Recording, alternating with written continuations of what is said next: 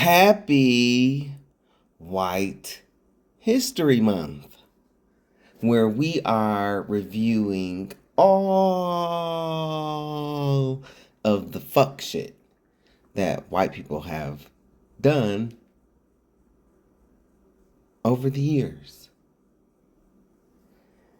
And why are we doing this? Because they asked for it. They asked for it. They have been asking for it. I've shown you the proof on previous videos. Don't forget, this is a series. So, you might want to check out the previous videos.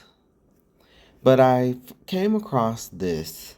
Oh, yes. And just because I'm done with the riots, that doesn't mean that the the social media content that I find that's relevant to this is going to not be here, because it is.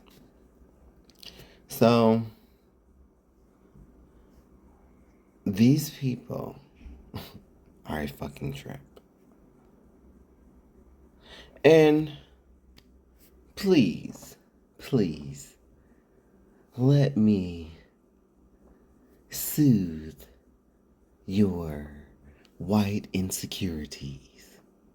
I do not hate all white people, but I do hate all of you maggot supporters and all of you former maggot supporters, all of you people who have voted for Dump 3 times. Just dumb. Just you voted for this guy 3 times. Like, 3rd time's the charm. Well, it's not. And so, because, you guys have landed us in this bullshit that we're in, now you want to run back. Say, oh, let's work together. Well, okay. We're going to start off with having a Happy White History Month. Let's see if you want to work together after this. So I want you all to watch a video I just happened to open X and see. A content creator claims that black horror is revenge porn and that black people are fantasizing about killing white people. Watch this. This is what black horror is. It is them living out revenge porn fantasies. So they demonize.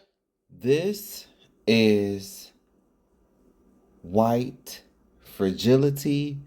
This is white insecurity. And it's also projection.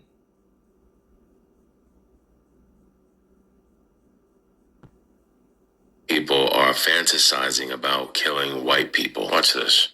This is what black horror is. It is them living out revenge porn fantasies. So they demonize white people and say, you are villains in our lives, and we are going to literally cast you as a villain in a horror movie. Then we're going to kill you. And then we're going to say, oh no, we weren't killing you, white people. We were killing the villains in our horror movie. Oh, right, a horror movie you made intentionally so that you could kill white people and get off on killing white people. You fucks. And by the way, you kill white people about 20 times more than we kill you. Here's why he came up with that whole bullshit horror movie angle, because this is what he really wanted to say.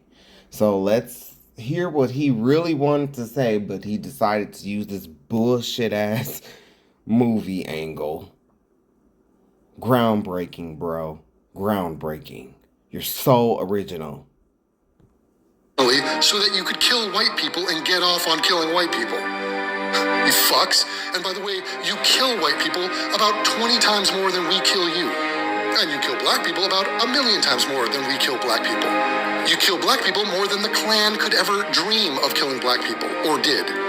The Klan killed a few thousand in the entirety of their lives, and even that number is in question. And if you want to get super advanced, a lot of the people... Sir, you are so fucking retarded. Like, did you listen to this before you posted it? Let's start off. I'm just going to ask this. Was there the same level of police and surveillance back then as we have now? I don't think so. Were the police even around like how they are today?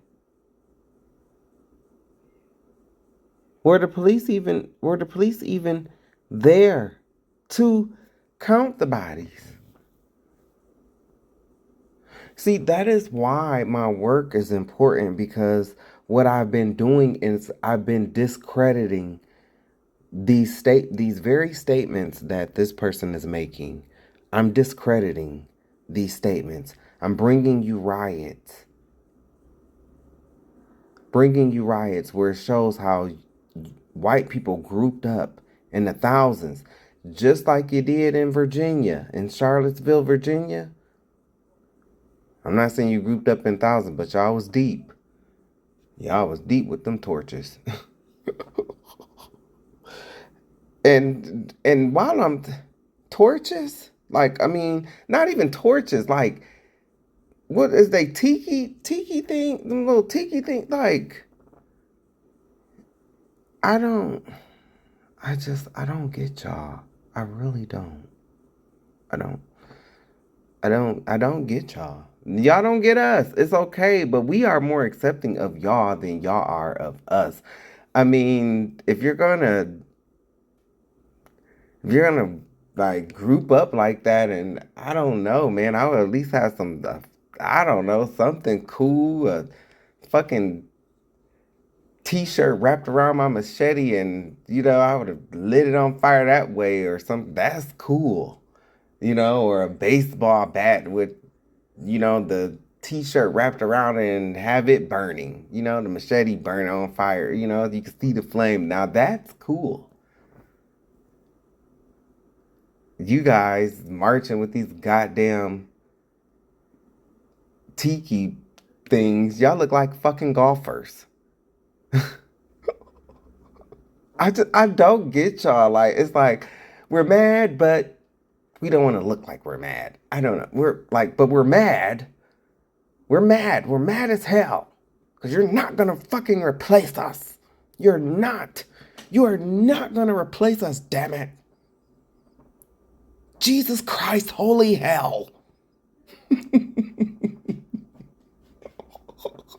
Y'all are. But at the same time, it's like, yeah, but we're going to go down there, we're going to dress like golfers, I don't get y'all.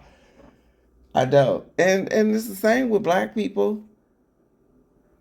It's like, okay, I'm watching this Houston rodeo shit, right? All I see is black dudes pulling up their fucking pants. Like, cause they was fighting and shit, down in the rodeo. And then it's like, y'all want to get on the women, but it's like, y'all definitely, I know we ain't talking about ass being out. I know we ain't talking about ass being out. Cause y'all will sag them fucking pants and the fucking underwear will be dirty. And white man, you ain't got no fucking room to complain or laugh. You have no room to laugh. Okay? Don't make me get Karen and Becky to validate all the shit stains that you have when you come home from the construction field. So, yeah. Now, we was talking about the Klan, right? So, real talk. I know that, a lot of you maggot supporters, you don't like black people, but you got to understand, like, you got to listen to yourself when you talk sometimes. There was no police presence around, so how is there going to be any evidence for you to do a count, or it's an unfair claim. Like, okay, gang violence, it really started when? In like the 80s and the 90s. That's when shit got bad. Even if we not saying, bringing up how the white government brought in drugs and shit like that to fuck our neighborhoods up, still, okay, shit was bad. And we do have problems today. I'm never one to deny that, and I talk against it. But at the same point in time, the police, the FBI, the CIA, these organizations are present to do accurate counts. They keep track. There's statistics, there's data. You even just said yourself that there's bodies that are unaccounted for, and you know it is. So that's not a fair comparison. And we don't kill white people a million times more. I mean, we don't kill white people. I'm not saying that we don't kill white people at all, but I'm saying at the rates that y'all be trying to make it seem like, it's not. Because if that was the case, bitch, this whole country would be under martial law. So you can't have it both ways, Colin or Connor, or whatever the fuck your name is. You can't have it both ways. We do have a problem in our community with murdering each other, but you know what? Yes, we can take accountability for our shit, but that is generational trauma that was passed down from generation to generation from all the shit that I've been talking about that was caused at the hands of your people. You play a part in that. It's like, what did you expect to happen? If you beat an animal, and I'm not calling us animals, but if you beat an animal, eventually it's gonna defend itself. It's gonna become, most of the time, it becomes vicious. Y'all was the first rioters and looters in this country. And you don't want to deal with the fact that you have taught the people in this land this. What you taught these other races in the Americas is, when you get mad, you burn shit up, you flip over cars, and guess what? You can't deny it because you already did it on January 6th. You already proved. You already did it. So, and what this guy is discussing, what he's talking about, this is their white fragility. This is their insecurities, because deep down they know, white people know. That's why I love Jane Elliott when she asked that classic question. If any of you want to be treated like black people have been treated in this country, raise your hand. And not one of them raised their hand. That tells me that you know what's going on, you know what's happening, and you stay silent about it. They know.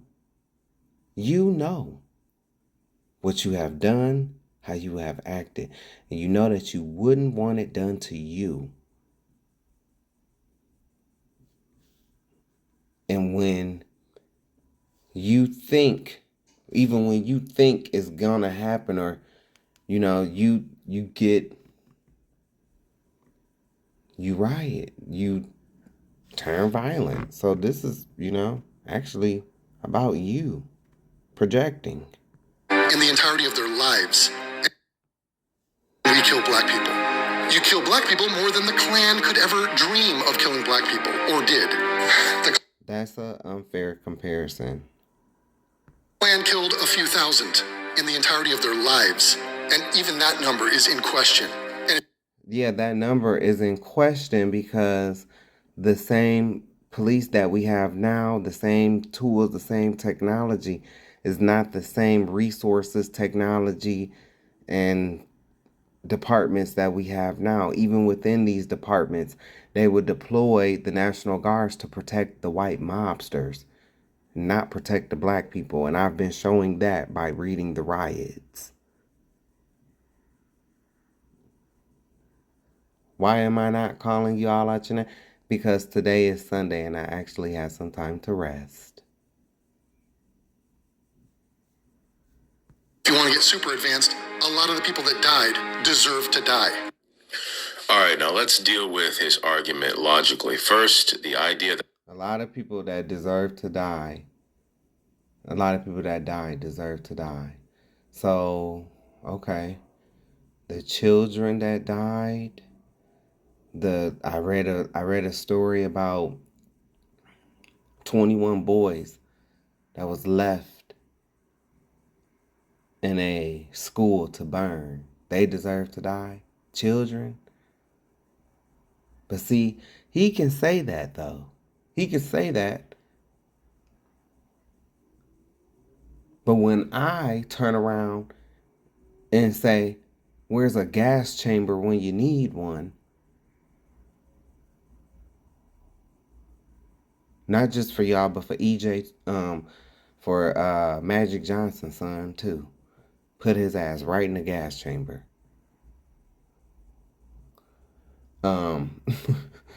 Shit. But when I say shit like that, then I'm the villain. When I say, oh, y'all was in caves sleeping with your goats and your dog, I'm the villain. But it's okay for him to say stuff like that. And the proof is here because the ADL and all these other organizations that protect white folks and that protect you-ish people,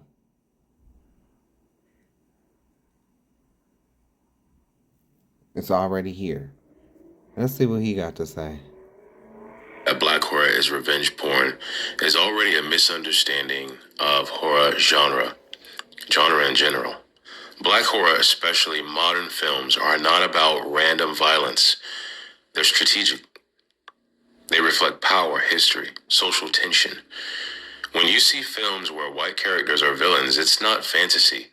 It's symbolism, rooted in historical reality. Slavery wasn't symbolic. Jim Crow wasn't symbolic. Systematic oppression wasn't symbolic. So when I hate these social media ads. I really do. Man, I hate these social media ads. In historical reality, slavery wasn't symbolic. Jim Crow wasn't symbolic. Systematic oppression wasn't symbolic. So when those dynamics show up in art, that's not revenge. That's a reflection of our reality. Secondly, you show the scene of vampires attempting to enter black spaces. That's very indicative of taking black culture and making profits off of it for centuries. Cultural appropriation, and it's still happening. So the same way that our culture gets consumed, repackaged, and profited, that's what vampires do. And we're still marginalized as content creators. The third thing I want to mention is he pivots to crime statistics. It's a smorgasbord of vomit. This is where people try to sound analytical, but they ignore context. When people say black people kill black people more, that's because crime is typically intra-community. Moreover, white people kill white people at high rates too. I mean, look at all these wars. Eesh. But why? Because people live near people who look like them. That's basic sociology, not an I gotcha moment. And the claim that black people kill white people at higher rates, even if you isolate numbers, you still have to ask, what are the conditions? Poverty, segregation, over-policing, economic disparity. You cannot strip data from context and then pretend it's the whole story. That's not logical. That's selective framing. So at the end of the day, calling black horror revenge porn says more about how you interpret black art more than what the art is actually saying and doing. It's called cognitive dissonance. You cannot take in new data without having your own spin on it. And lastly, when people tell the truth about European Americans who identify as white, you are likely going to label it as revenge. And that usually means that the reflection is hitting you a little too closely. Okay, is it my turn to show my response to him? Okay. While you worried about black people, this what you need to be worried about, okay? I'm gonna just let this play so you can hear this. Investigations in other cities have shown that boys 13, 14, even younger are coerced into prostitution with threats of physical violence and are sometimes shipped across state lines, shipped to the older adult men who desire young boys for sexual acts. Occasionally, these boys' episodes with their older clients ends in physical violence. There are men who seek young boys to torture and sometimes to kill. Ooh, I'm sorry to interrupt. So you was talking about how the black people in the horror movies, but what about when the guys that look like this on this screen right here, what about when they do what was just said? Oh, you didn't hear it? Okay, let me.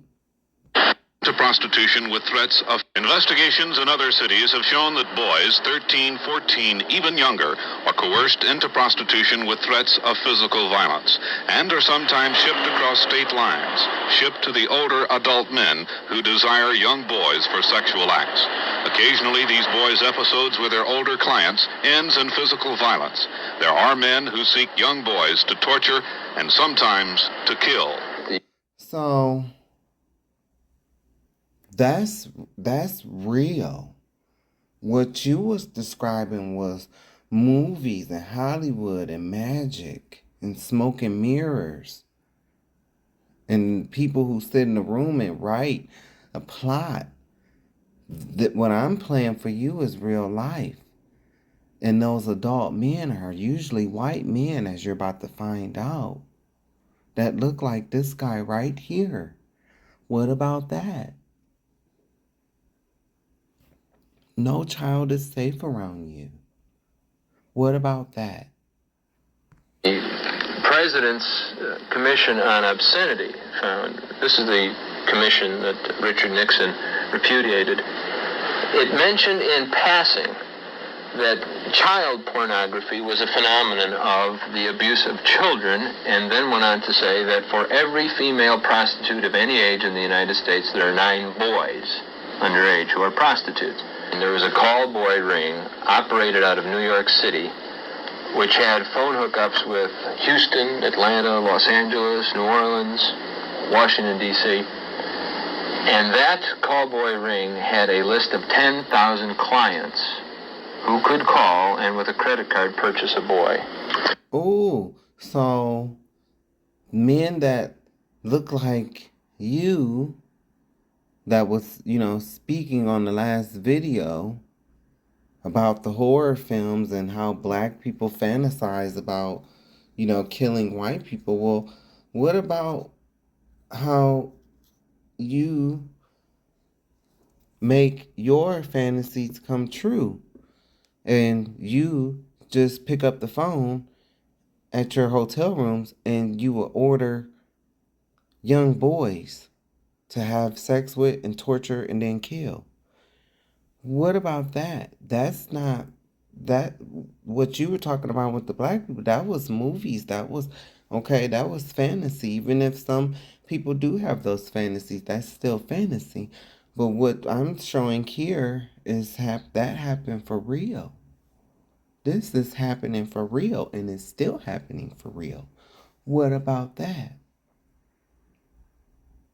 What about how your people make their fantasies come true? As if this was Disney World, where their dreams come true? Oh, okay. I'm just asking for, a friend named God. What about, how these elite people and the people who support these elite people get into this stuff? In D.C., call boy ring operated out of New York City, which had phone hookups with Houston, Atlanta, Los Angeles, New Orleans, Washington, D.C. And that callboy ring had a list of 10,000 clients who could call and with a credit card purchase a boy. Hello? Hello, this is credit card number 06789. I'd like to make an order, please. Go ahead. I'm looking for a young male, blonde hair, blue eyes. Body hair or no body hair? Thick body hair, please. What age? 10 to 12. Butch or femme? Butch, please. What is your address? I'm at the Houston Marriott Hotel, room 313. Wire me $200 now by credit card and have $100 in cash for the boy. He'll be there in 30 minutes. Thank you. Thank you. The kind of individuals involved are down the line, almost in every instance, in the cases I've investigated, men who are very powerful, usually... And white. Very powerful, a.k.a. white. Very wealthy. Wealthy, a.k.a. white. And usually administrate control over a large number of people. A.k.a. white. And they look like him, and they look like they could be his brother. And so my question to you is, when you're so concerned about how black people kill black people a million times more, well, what about how you rape, torture, and kill kids?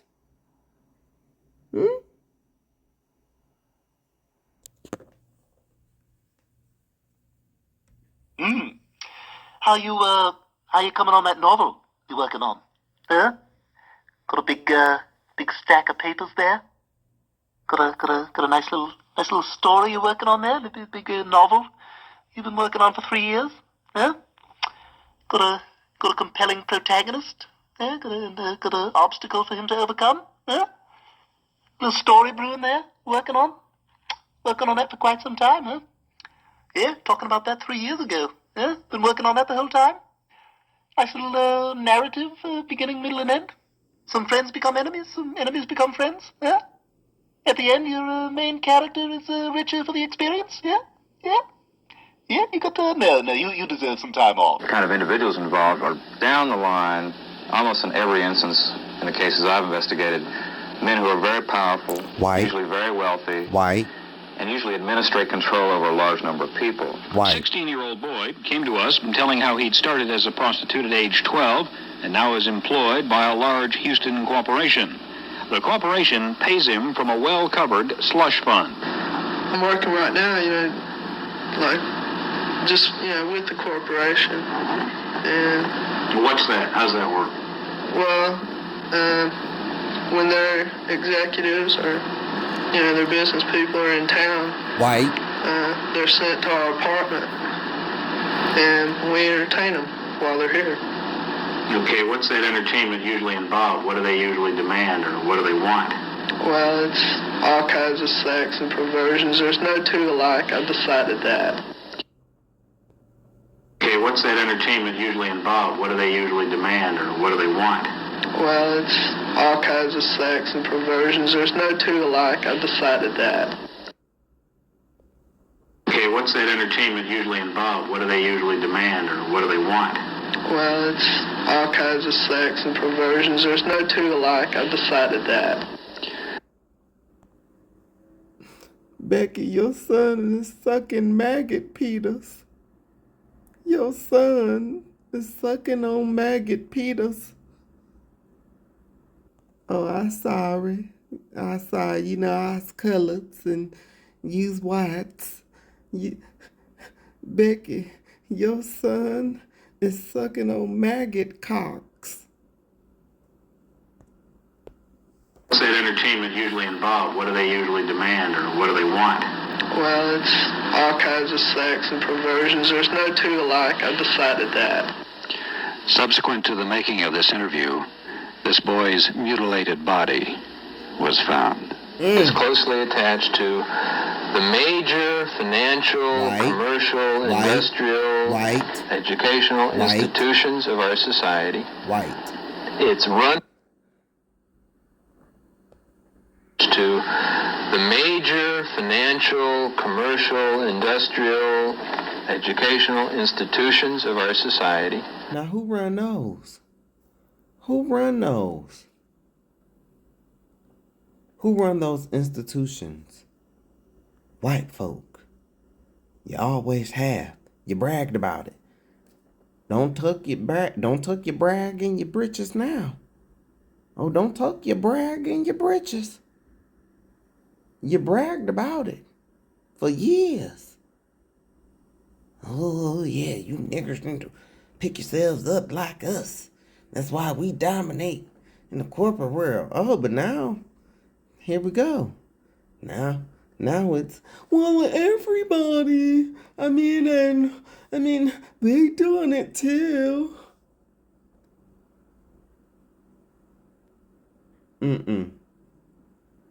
No. No. Sorry, grasshopper. It's run by the same people who run those. It's frequented by the same people who occupy management positions in those. It's not the mafia. It's an adjunct of clean business. It's serving the most respectable people we have in our society, the people who are the elite. Investigations and others. Ain't that crazy? It's the people who are the elite. My. Just nasty. Just nasty. Nasty.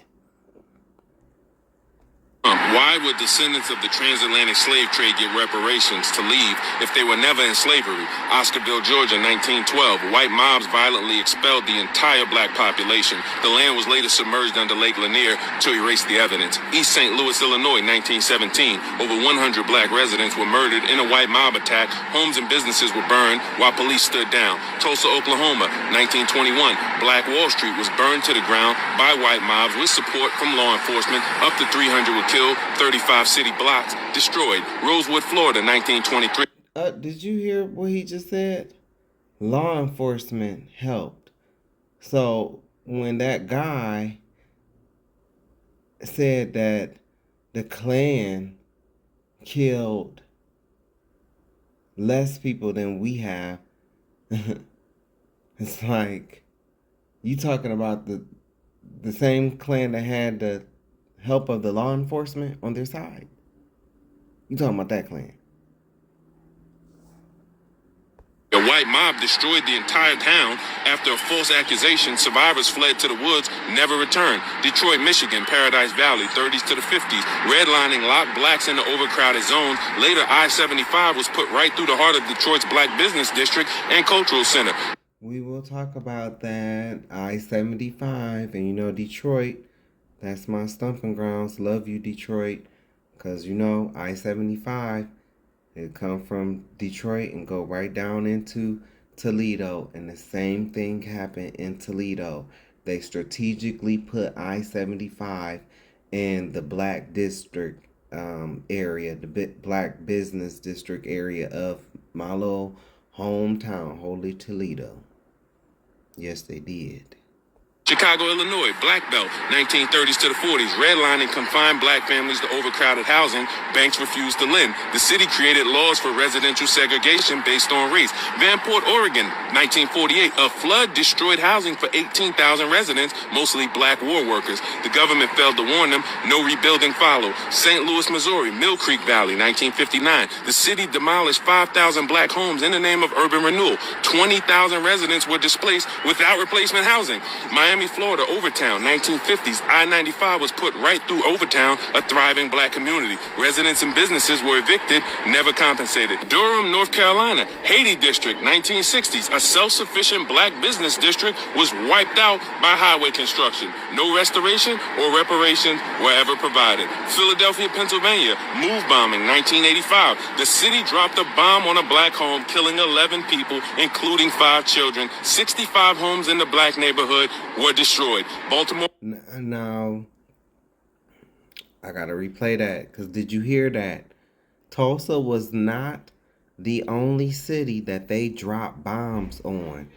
Pennsylvania, move bombing, 1985. The city dropped a bomb on a black home, killing 11 people, including 5 children. 65 homes in the black neighborhood were destroyed. Baltimore, move bombing, 1985. The city dropped a bomb, was wiped out by highway construction. No restoration or reparations were ever provided. Philadelphia, Pennsylvania, move bombing, 1985. The city dropped a bomb on a black home, killing 11 people, including 5 children. 65 homes in the black neighborhood were destroyed. Baltimore, Maryland, highway to nowhere, 1970s. A highway project destroyed a black neighborhood and was never completed. The land was taken, the people were displaced.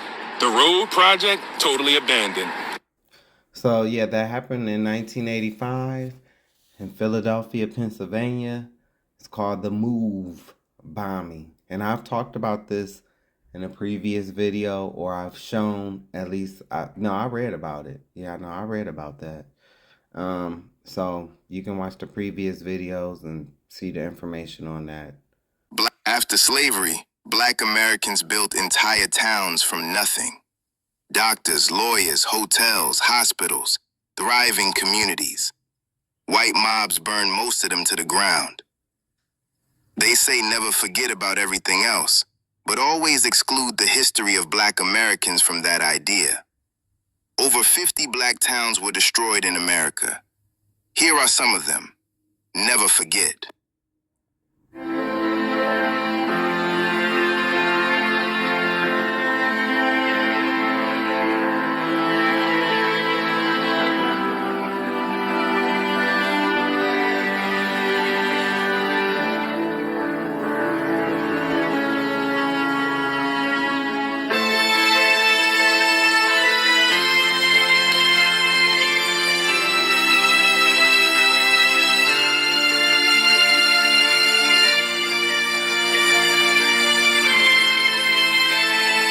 That's the motherfuckers that look like Cheers.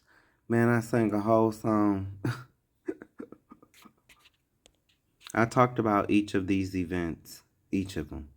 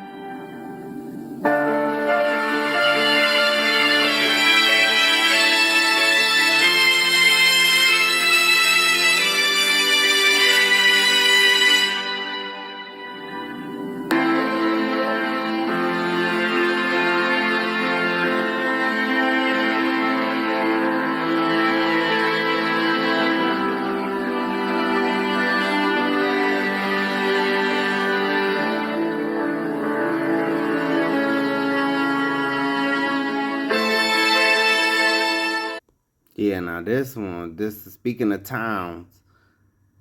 Let's look at this. I showed this already, but we're going to see it again. This wasn't a fantasy. It wasn't a movie.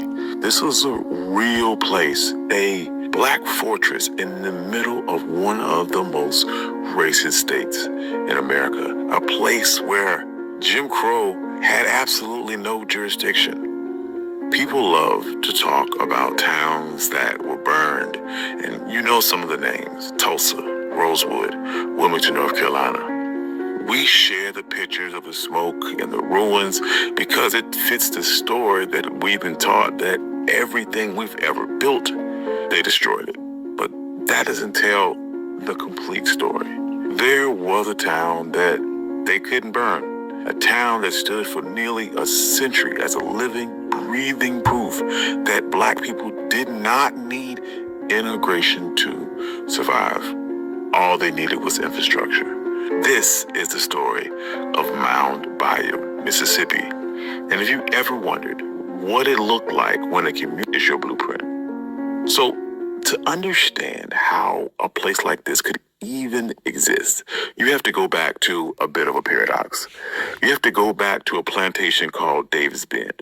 Decades before the Civil War, there was a plantation owned by Joseph Davis, the older brother of Jefferson Davis, the president of the Confederacy. But Joseph Davis was different. He was a utopian socialist. He believed that if you gave enslaved people enough autonomy, they could produce more. So he set up a system that looked less like a labor camp and more like a twisted experiment on self-governance.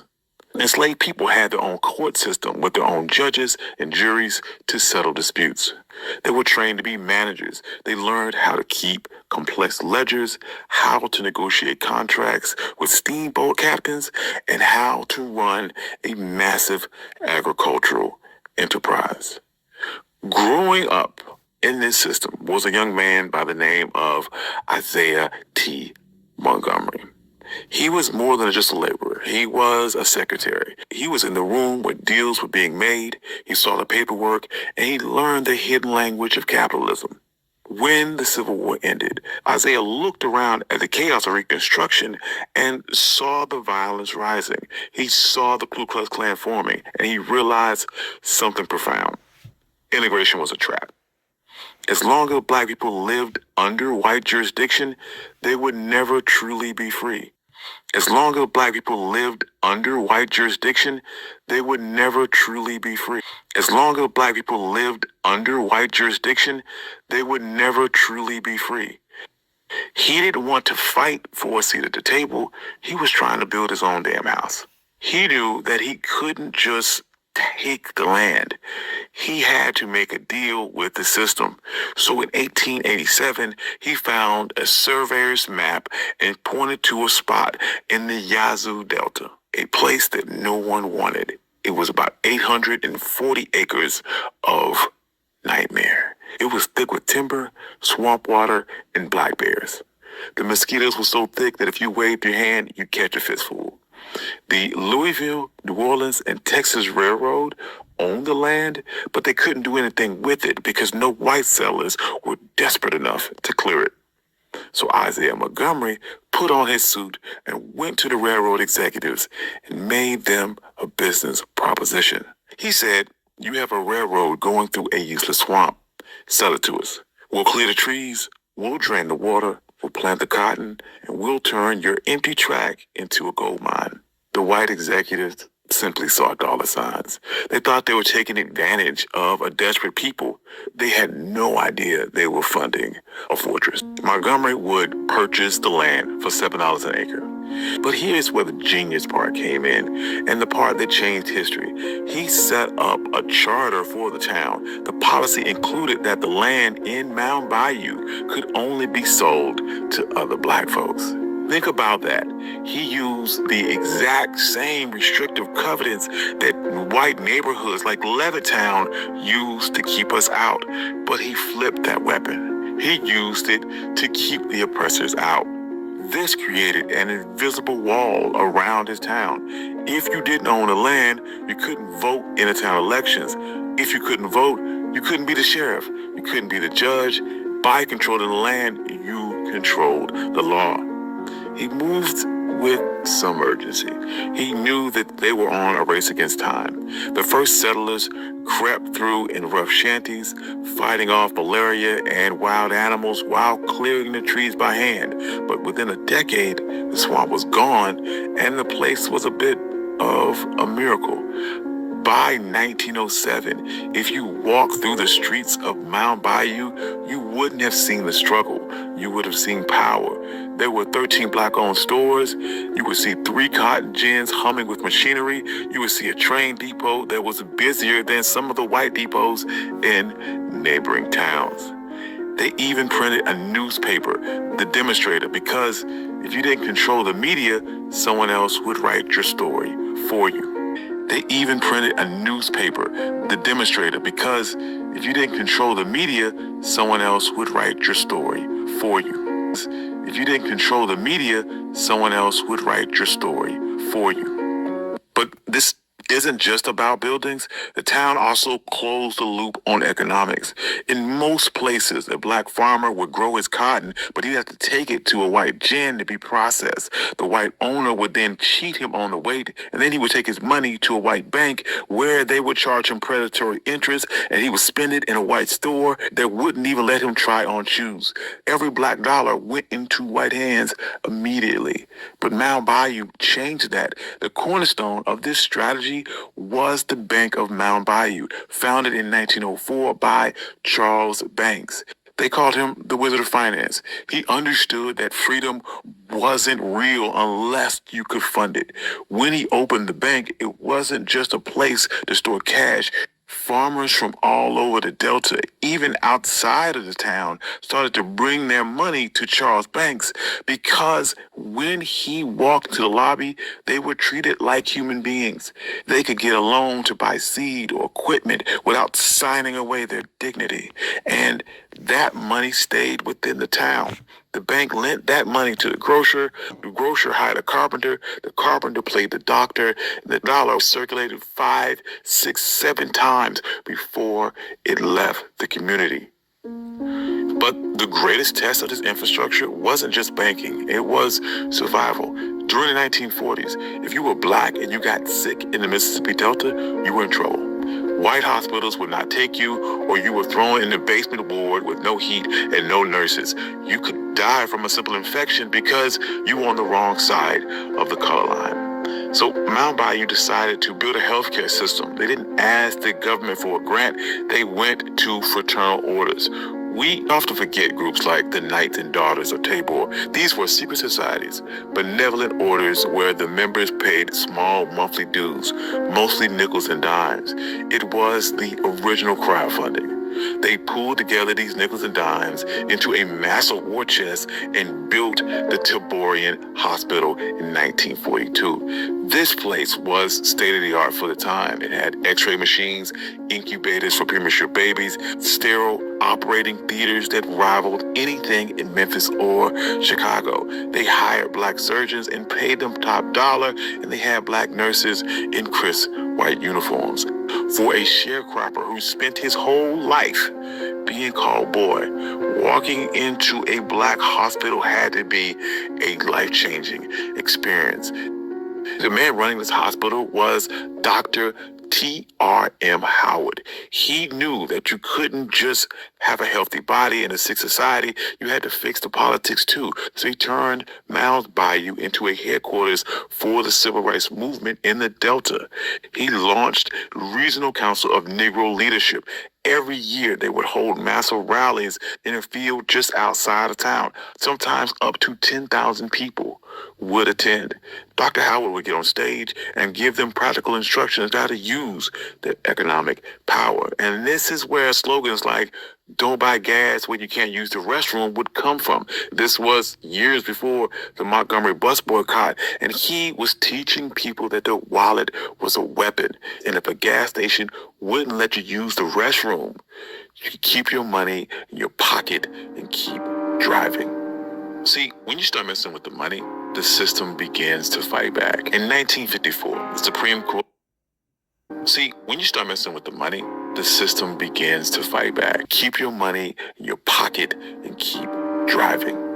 See, when you start messing with the money, the system begins to fight back. In 1954, the Supreme Court ruled on Brown versus Board of Education, and the white power structure in Mississippi panicked.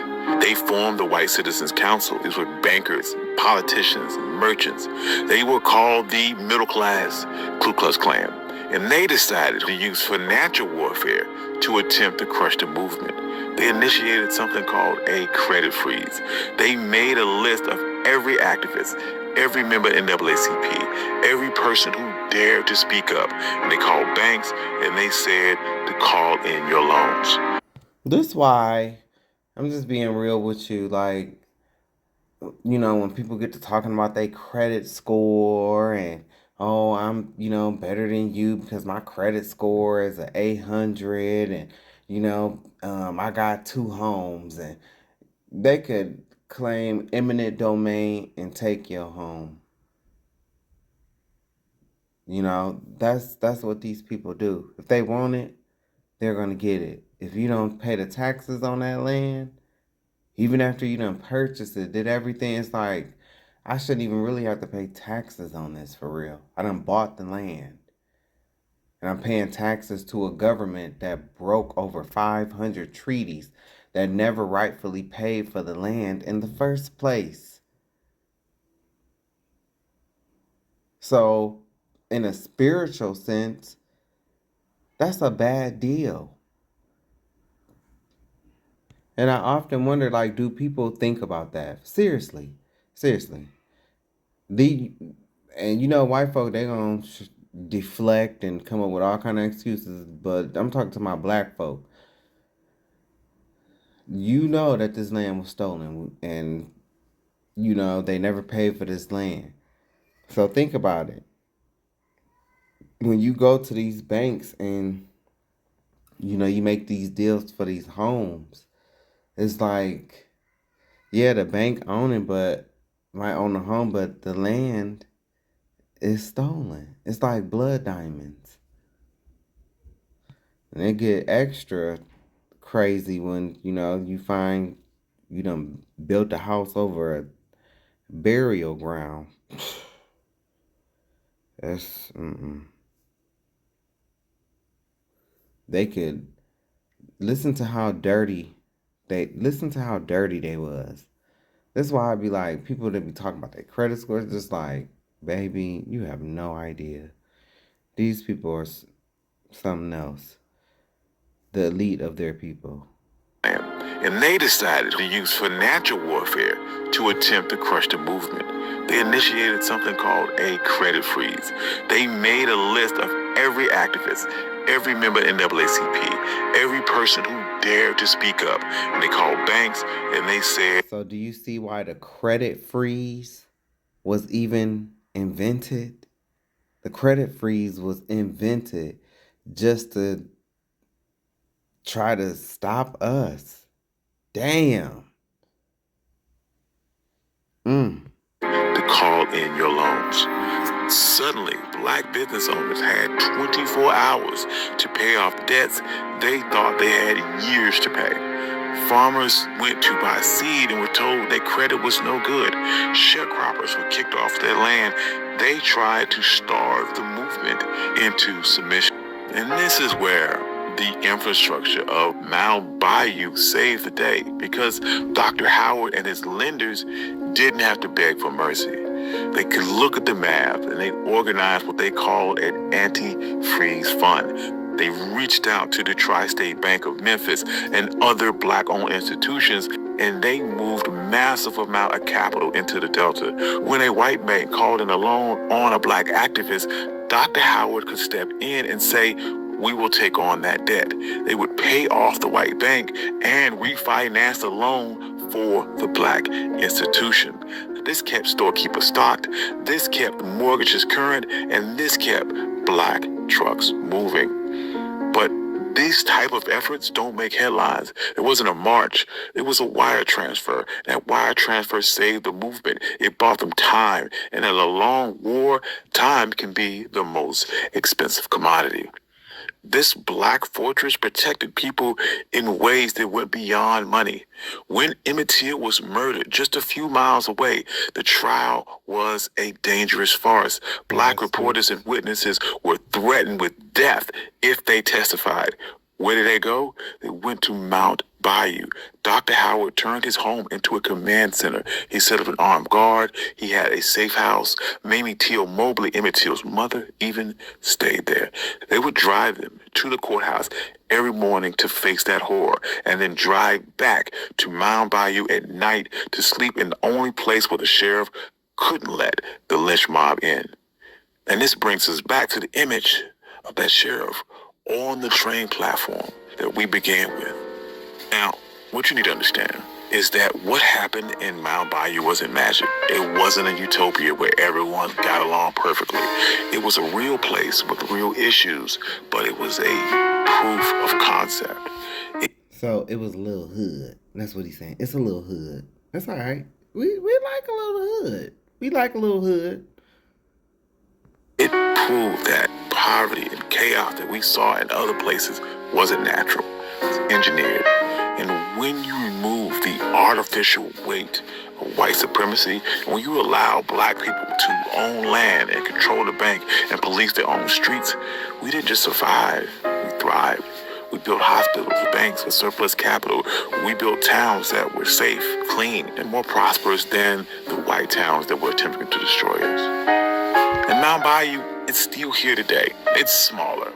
The highway system bypassed it, and the economy changed, just like it did for a lot of small rural towns and for a lot of black businesses. But the most important thing about Mount Bayou isn't how big it is today, is that it never burned. Unlike Tulsa, unlike Rosewood, the mob never came from Mount Bayou. They couldn't. Infrastructure was too strong. Ownership was too absolute. They had built a wall of deeds and dollars that hate couldn't climb over. So the next time that someone talks about trauma porn and that it's just an endless cycle of us building and destroying it, you can tell them about the black town that we built in the swamp. Tell them about the sheriff who arrested a white man. Tell them about the bank who fought a credit freeze and won. And tell them that we didn't just survive the system. When we wanted to, we built a better one. Black lives with infrastructure matter. Run till that.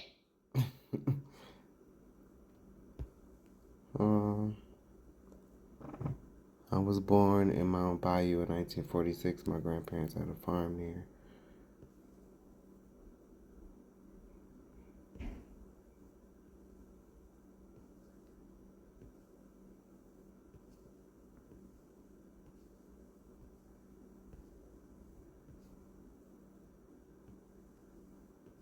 There was a lot of love here. That's why I'm showing these comments.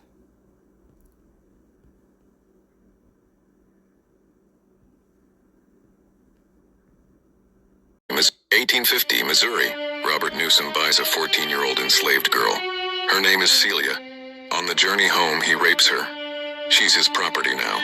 He gives her a separate cabin. Not for privacy, for access.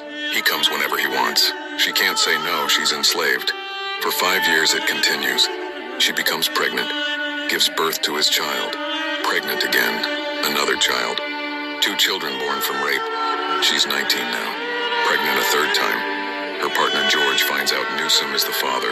He tells Celia, "And the abuser, I'm leaving." Celia begs Newsom to stop. He refuses. She begs his daughters for help. They do nothing. June 23rd, 1855. Newsom comes to her cabin again. Celia grabs a stick, strikes him twice. He falls dead, her children sleeping in the same room. She drags his body to the fireplace, burns it through the night. When they discover Newsom missing, they interrogate Celia. She confesses immediately. Arrested, put on trial. Her lawyer, John Jameson, argues self-defense. Missouri law says any woman has the right to resist rape. The prosecutor's response: "She's not a woman, she's property." The judge instructs the all-white jury. Enslaved women have no right to self-defense. Guilty. December 20th, 1855. Celia is hanged. She's 19 years old. 5 years of rape. 2 children from her rapist. Killed him to stop the abuse. The law said she had no right to defend herself. So how are you white and you're broke? So how are you white and you're broke? So how are you white and you're broke? How? What happened to your slavery money? What happened to your segregation money? What happened to it? Did your grandparents or somebody in your family lineage fuck that shit up? Like, there's no excuses for you to be white and poor. That's my personal opinion. That's what I think. I don't think you should be poor as a white person. How are you white and you don't have any college education? Like, are you that incompetent? You don't even know how to use your own skin? Shit's crazy. And Do you want the answer to that question? Do you? I mean, I can answer for you if you want. You're poor and white because the Jewish people, they threw you under the bus. And they cut you out of the bigger profit. I mean, I know you know, some of you really have more money. Let me just put it like that. You have more money, but you were cut out of the deal. I don't know if you're aware of that. They did it with their courts and their lawyers and their contracts. You know, they're really good at writing those legal words, and you know, you weren't the smartest, so they kind of got over on you because, see, you have to realize there's tiers to white people, right? There's the upper tier, that's those ew-ish people, the ashy nasties, and you know, then you have the middle class, which is like, those are the like, you know, the Proud Boys and you know, like those organizations, the KKK crackers. Those was like the middle class, right? Well, those in the upper tiers, they fucked you over. They fucked you over. Like, I've been discussing it on my channel. I've been like, one way I told you, they led on to believe that regular white people were just like the sole, like, you know, slavers on them. No, they owned a lot of the plantations, a lot of the ships. They were the buyers and sellers.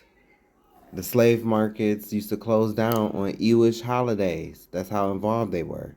They tried to say now today, like, oh no, we just involved less than 1%. But that's a lie. And then later on down the line, they allowed Italians to come in.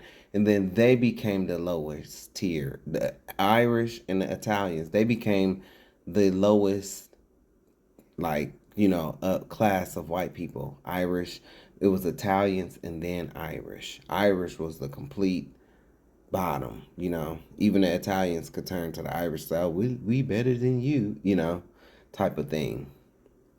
But it didn't matter because now Irish, they used to get drunk with us at the bars and shit like that. But now, you know, they've been accepted to be white. So now at least they can turn to us and say, we're better than you. It's like, bitch, you was just at the bar with me getting drunk 15 minutes ago. Fuck out of here. Oh, let me not mention how black people and Irish people used to get drunk together. Because then, you know, you guys will start crying like you used to back in the day and getting all emotional and shit. I love you, man. Remember that? Y'all do the shit today. I've had white friends. Not, you know, I'm just keeping it real. I'm not using it to like get in anywhere. No, but I've had white friends in the past. Even before I became who I am today. Like, I've had white friends because I don't hate white people. And when y'all get drunk, y'all know y'all do that shit. I love you, man. In Irish, we used to talk about the Italians because they were stuck up as fuck and they thought that they were better than everybody. Nobody ever liked Italians. Oh no, they're too good to get dirty. They're too good to do any type of work. That's why the Italians was always mad at the Irish, because the Irish could be drunk as fuck and they would still lay bricks better than the Italians. And so would black people, but you know we never get credit for shit. But the Italians was very upset because the Irish could be drunk as fuck and they could still lay bricks better than the Italians.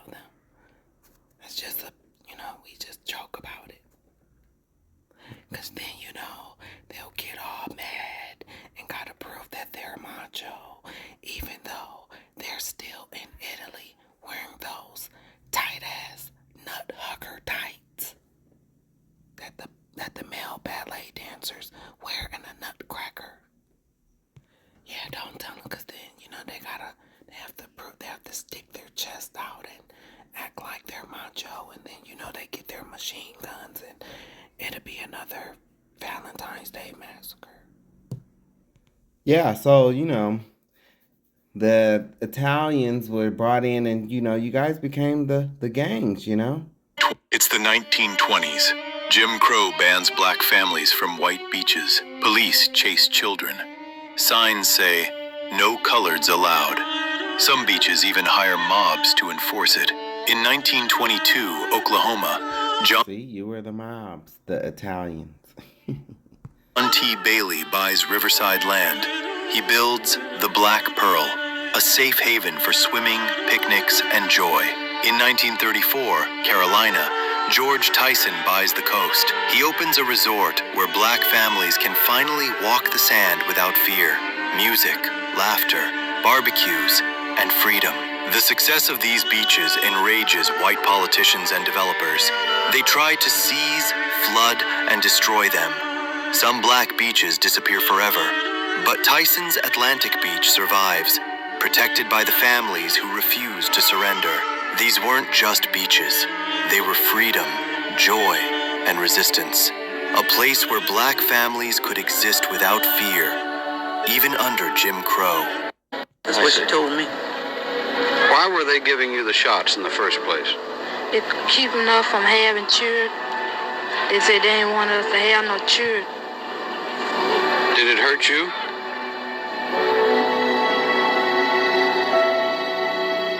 Doctors around the country performed hysterectomies on young black women just to practice hysterectomies. Tens of thousands of Americans were operated on against their will or without their consent. The government today announced strict new rules to protect people who are sterilized. Washington federal judge to affect more than 100,000 persons a year under age 21, welfare mothers. The idea sparked in my head that I would spend some time looking at historical eugenics in California.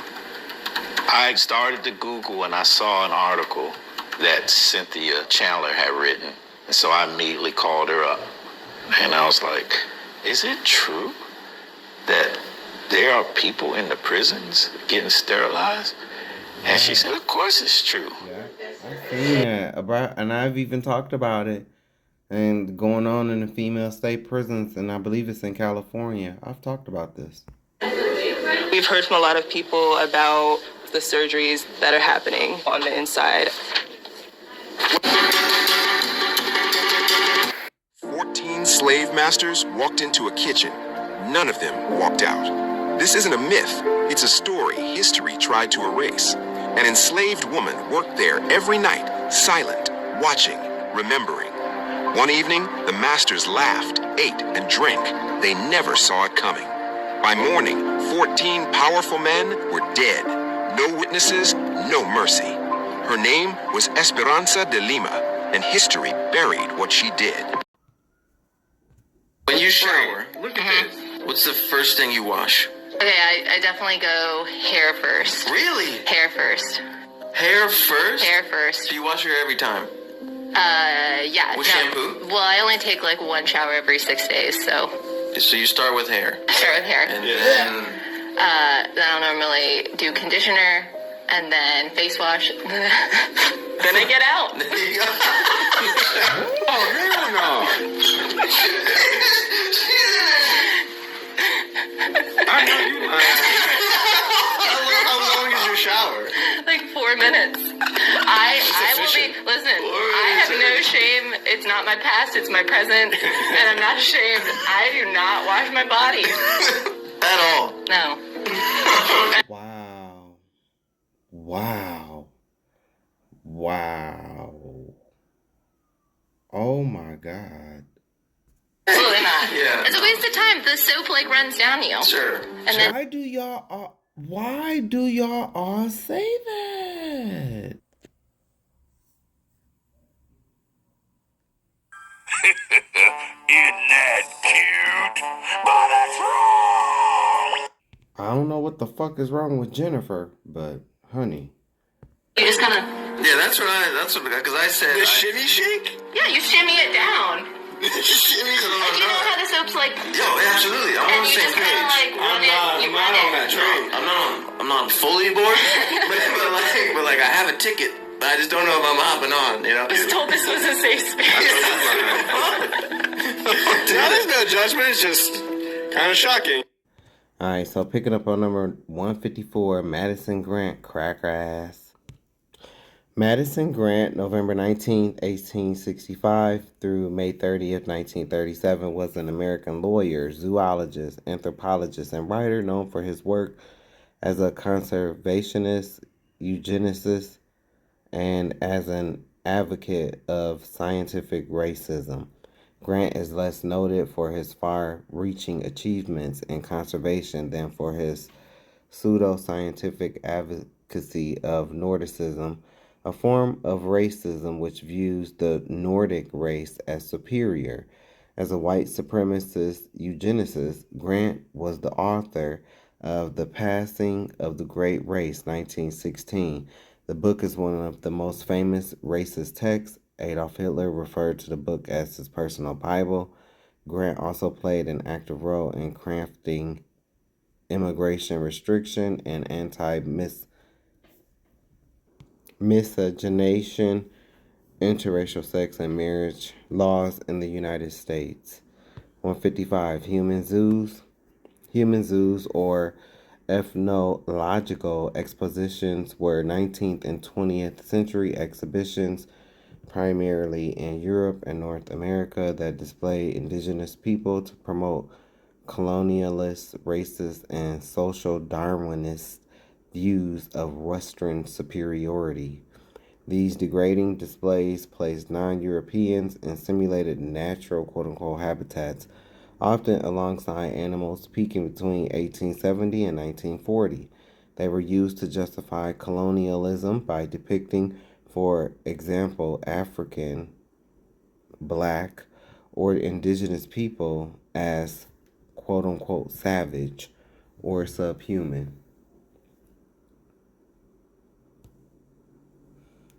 Carl Hagenbeck. Hagenbeck transformed the concept into a large-scale business model. Starting in 1874, he exhibited Sami people alongside reindeer in a recreated Lapland village, quote-unquote, in Hamburg. He later organized large ethnological exhibitions featuring groups like Nubians, Inuits, and Somalis, often in staged, quote-unquote, natural habitats without bars, an innovation that also shaped modern zoo architecture. Number 157, California's Proposition 14. California Proposition 14 was a November 1964 initiative ballot measure that amended the California state constitution to nullify the 1963 Rumford Fair Housing Act, thereby allowing property sellers, landlords, and their agents to openly discriminate on ethnic grounds when selling or letting accommodations as they had been permitted to before 1963. The proposition became law after receiving support from 65% of its voters. In 1966, the California Supreme Court, in a 5-2 split decision, declared Proposition 14 unconstitutional under the Equal Protection Clause of the United States Constitution, 14th Amendment. The U.S. Supreme Court affirmed that decision in 1967 in Reitman versus Mulkey. Political science research has tied white support for Proposition 14 to racial threat theory, which holds that an increase in the racial minority population triggers a fearful and discriminatory response by the dominating racial majority. 158. White flight, white suburbia.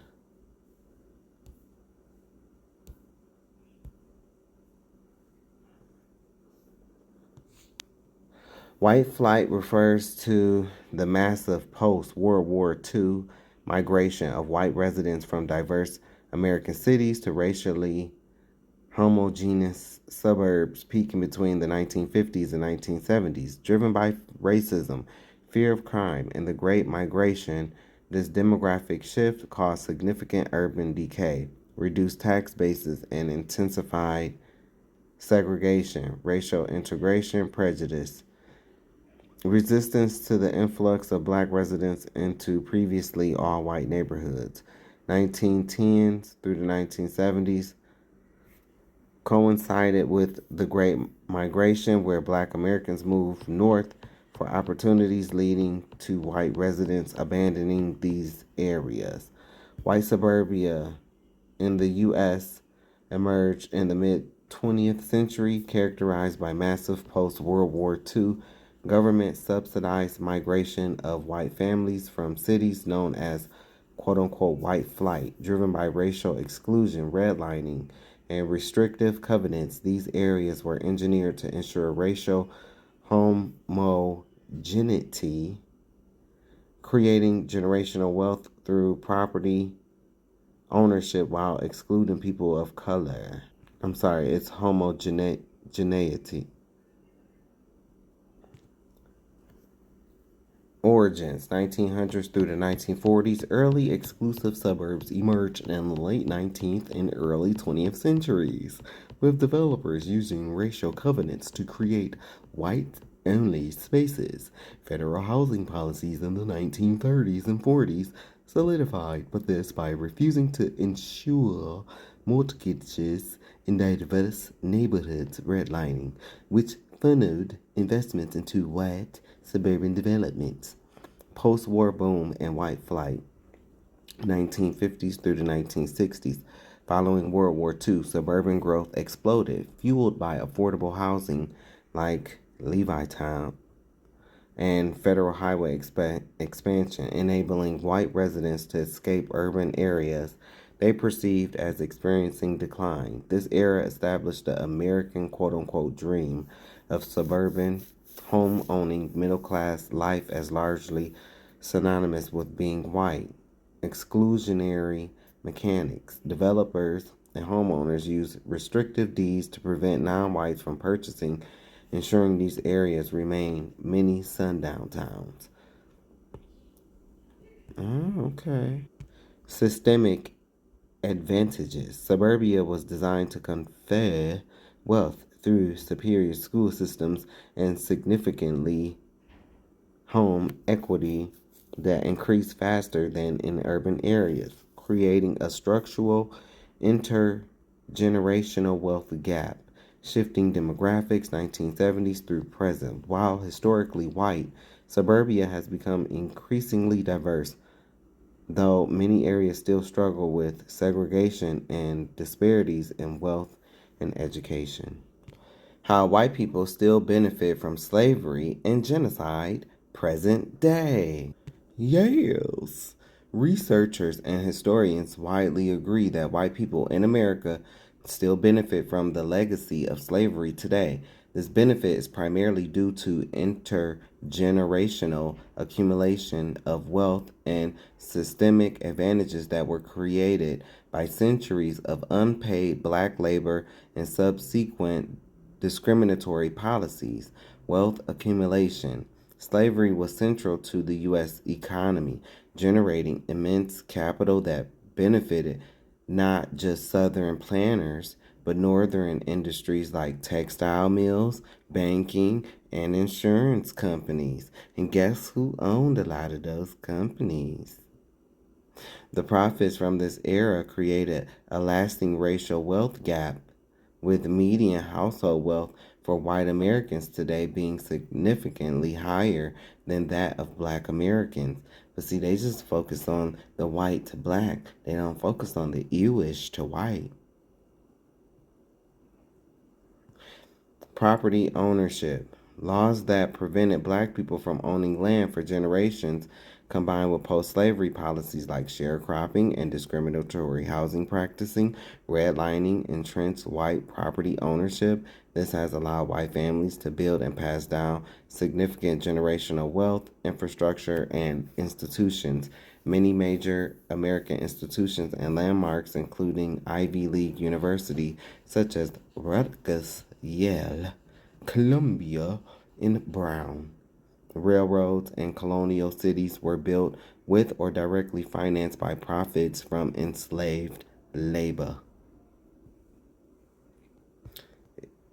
Institutional access.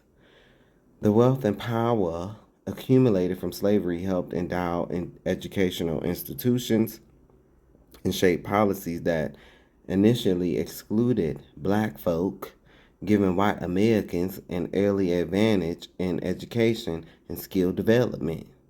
Political power. And analysts found that a significant number of modern U.S. political elites, including members of Congress, are descendants of slaveholders. Oh, fuck y'all.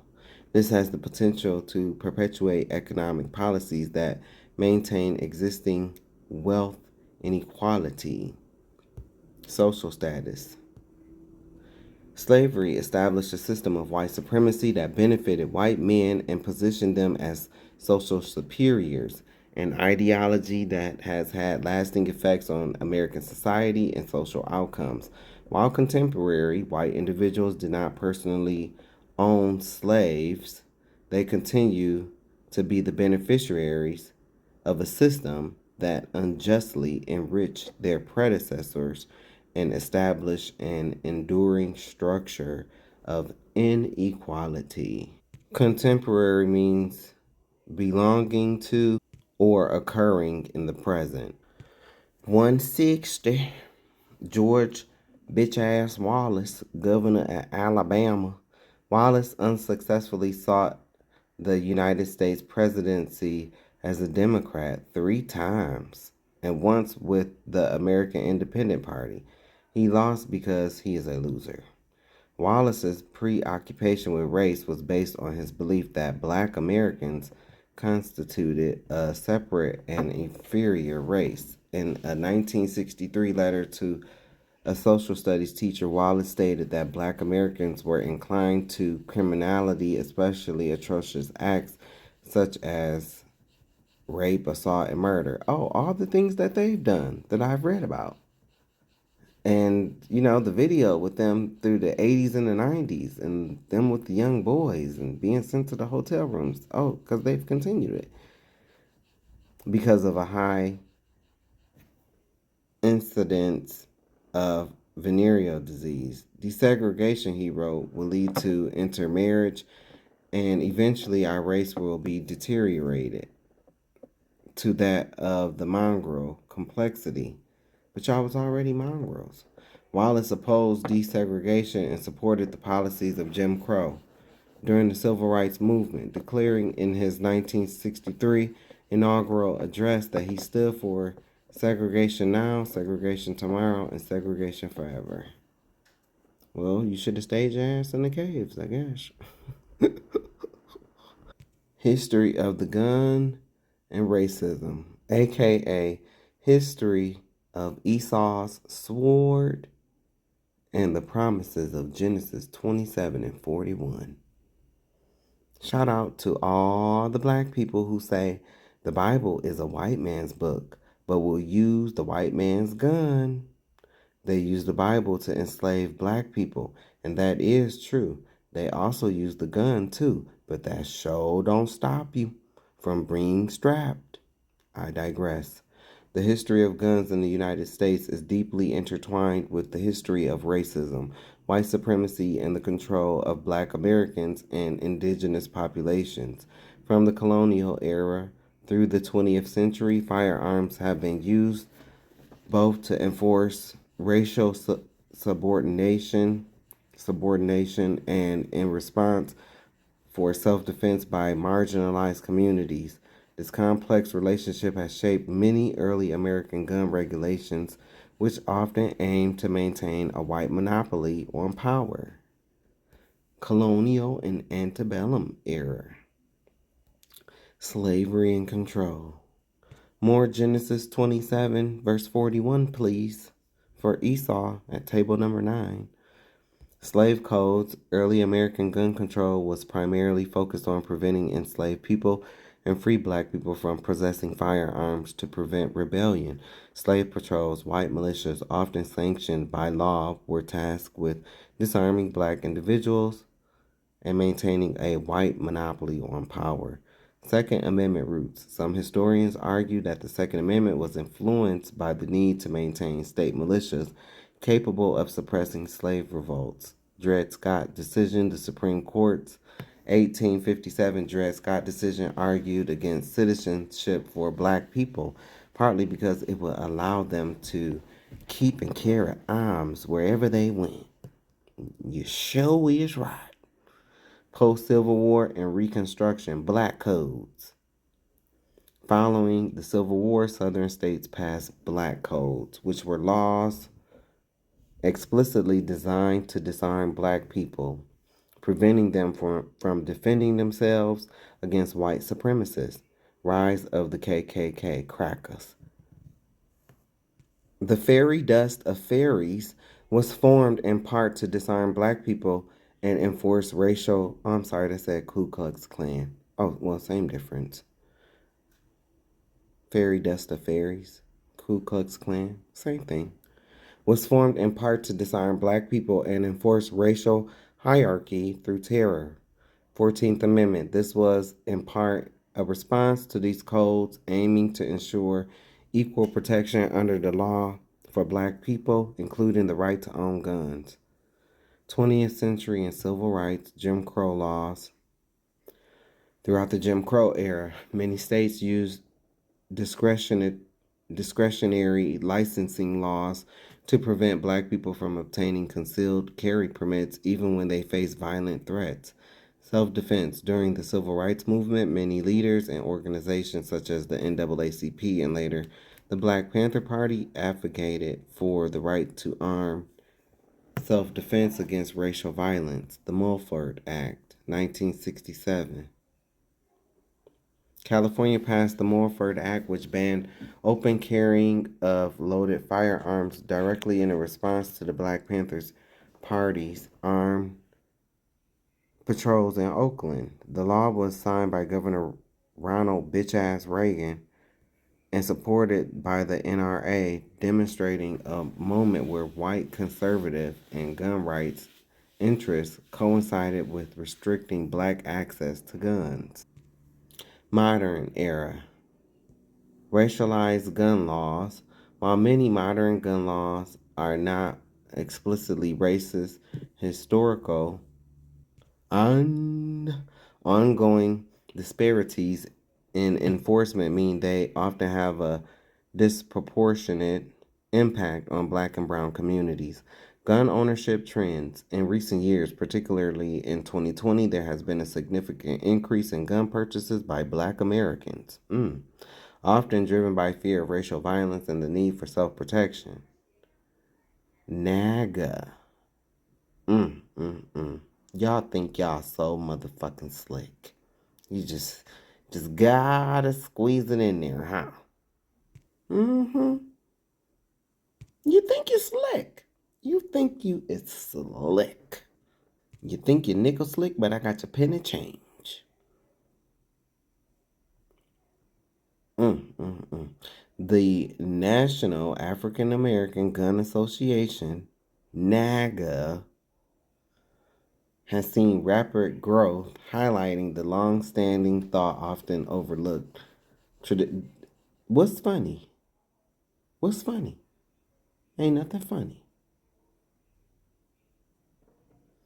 Tradition of black gun ownership for self-defense.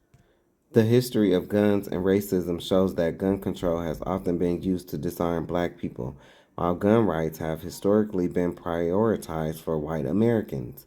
This history continues to influence contemporary debates, with some gun rights advocates pointing to the racist roots of gun control to argue against new restrictions, while others focus on the need for gun safety and equal justice.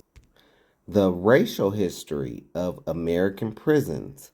The racial history of American prisons is a deep-seated pattern of using incarceration to manage, control, and disenfranchise marginalized, particularly black populations. This system evolved from post-Civil War slave codes and convict leasing to tough-on-crime, quote-unquote, policies, creating severe, persistent disparities where black adults are imprisoned at roughly 5 times the rate of white adults. Key historical phases and dynamics. Pre-Civil War and slavery, early penitentiaries held a few black people because enslaved individuals were controlled directly by slaveholders. The justice system was designed to protect property interests. Post-Civil War and convict leasing. Following the 13th Amendment, Southern states used black codes, quote-unquote, to criminalize unemployment or petty offenses, forcing freed men into forced labor through convict leasing and chain gangs. Jim Crow, in earlier 20th century, the legal system enforced segregation and racial hierarchy with high levels of racial violence and disproportionate arrests. Mass incarcerations, 1970s to 2000s. Law and order, rhetoric, and the quote-unquote war on drugs disproportionately targeted urban minority communities, shifting prison populations from majority white to disproportionately black and Latino.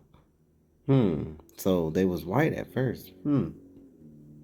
Contemporary era. Despite slight declines and disparities from peaks in the 1980s and 90s, the Bureau of Justice Statistics indicates that racial disparities remain extreme in both state prisons and local jails. Present disparities, disproportionate representation. Black individuals are consistently overrepresented in state and federal prisons, making up nearly 40% of the population while being 13% of the U.S. population. And we know why. I mean, we can point to Ferguson for stuff like that. Sentencing and bail. Systemic biases, including limited access to quality legal representation and the cash bail system, disproportionately affect Black and Latino individuals, leading to longer sentences and higher conviction rates. Impact. Over a quarter of Black men experience incarceration by their mid-30s. A persistent theory suggests a secret 1990s alliance between music industry executives and private prison investors to promote gangsta rap, allegedly using lyrics about crime to boost incarceration rates for profit. This theory highlights the real parallel rise of mass incarceration and mainstream rap since the 1980s. White Jewish scholars try to denounce this theory because they are the ones who own the majority of the record companies. And Michael Jackson has told you that. Kanye West has told you that. There's been a few people that have told you this. They have exploited the real Jews for years. They might not own the prisons, but I'm sure they are getting their cut on the back end. The two largest private prison corporations, GEO Group and Core Civic, made $4.3 billion in 2025, leading an industry that makes money from everything from phone calls and family visits to body cams, tear gas, and soap. These two companies are owned by non-Jewish American white men. They both, Jewish and American white men, come from Esau anyway. The Tuskegee experiment.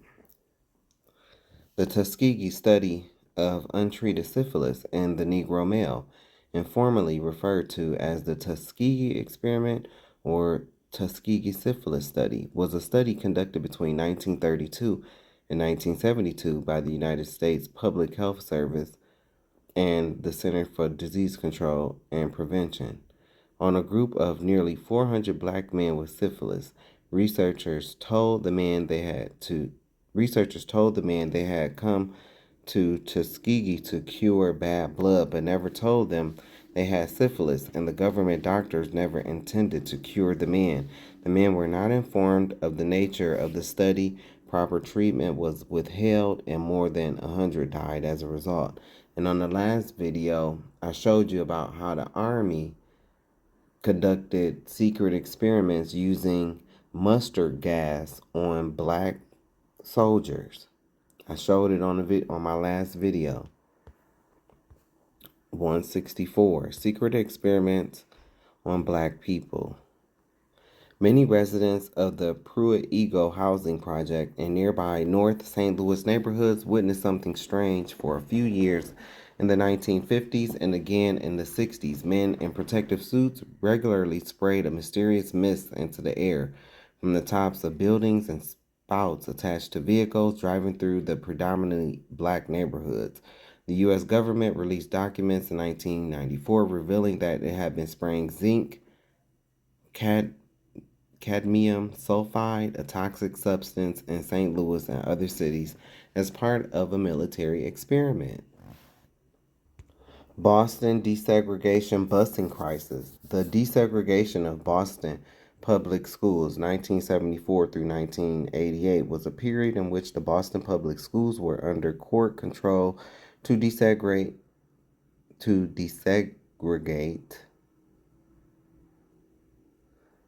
through a system of busing students.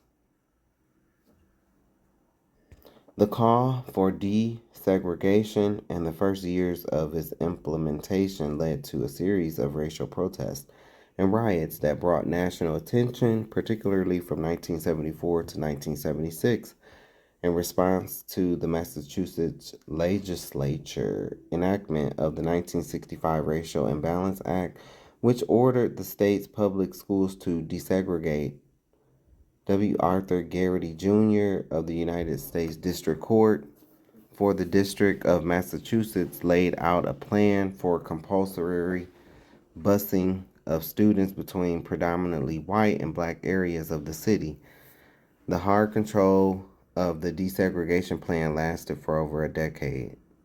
It influenced Boston politics and contributed to demographic shifts of Boston's school-age population, leading to an unprecedented level of violence and turmoil in the city's streets and classrooms. National headlines: a decline of public school enrollment and white flight to the suburbs. Full control of the desegregation plan was transferred to the Boston School Committee in 1988. In 2013, the busing system was replaced by one with dramatically reduced busing. 166. Medical experimentation on Black people, including surgical and gynecological experimentation. Throughout American history, Black, poor, and vulnerable populations have frequently been subjected to unethical medical experimentation, often without informed consent and driven by racist, scientific, or pseudo-scientific ideologies. Infamously, J. Marion Sims, the father of gynecology, performed surgical experiments in the 1840s on enslaved Black women without anesthesia. These practices include painful procedures like These practices included painful procedures for conditions like vesicovaginal fistula. Forced sterilization on Black people. Forced sterilization was a pervasive and systemic human rights abuse inflicted upon Black people and other marginalized groups in the United States throughout much of the 20th century, particularly in southern states and on the western coast as well later on. As part of the broader eugenics movement and later as a form of racialized population control, the practice was so common that it was referred to as the Mississippi appendectomy. Damn. I wonder, did y'all know that? Did you know that? Do you know what the Mississippi appendectomy is?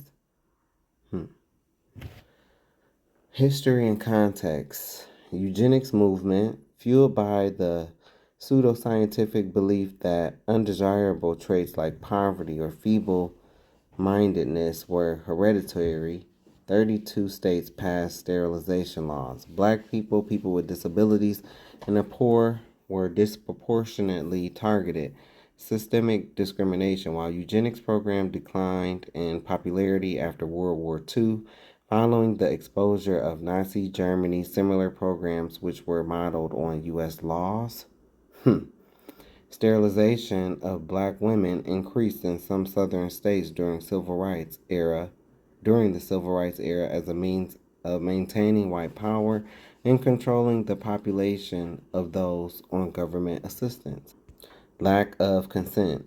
Sterilizations were often performed without the victim's informed consent or knowledge. Women would enter hospitals for other issues like childbirth or minor surgery and be sterilized without their permission. Consent forms were sometimes signed unknowingly by illiterate individuals with an X or under duress, with threats of losing welfare benefits if they refused federal funding. In the 1960s and 1970s, new federal programs like Medicaid also funded non-consensual sterilizations, affecting more than 100,000 Black, Latina, and Indigenous women.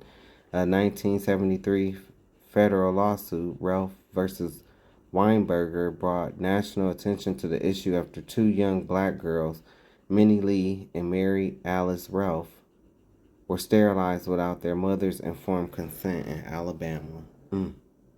Key figures and terms. Fannie Lou Hamer, a prominent civil rights activist who coined the term Mississippi appendectomy after she was sterilized without her knowledge in 1961 during surgery to remove a uterine tumor. Her public testimony was crucial in raising awareness of this injustice.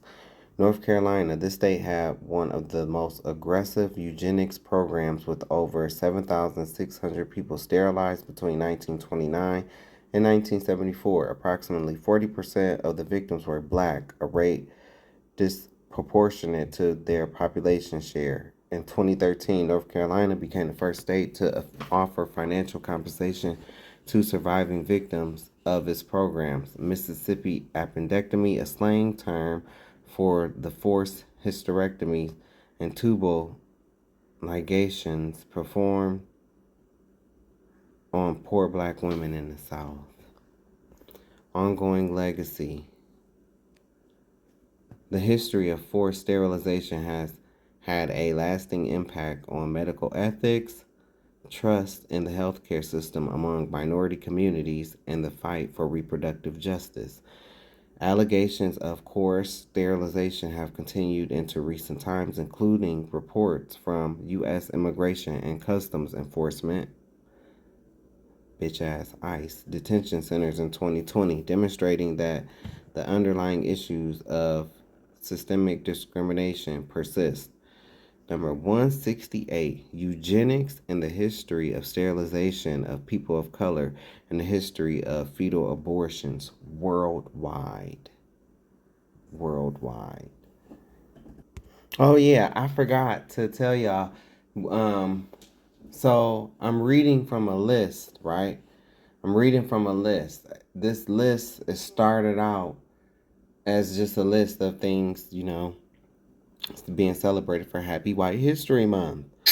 I started working on this project February 8th, 2026. This project stems from a Facebook post that I originally did. By now, I am sure that I showed you the original post. Let me see. I do gotta show y'all. So now we're on my page. Look, this is 8 years ago, y'all. 8 years ago. 8 years ago. So I want you to see this list.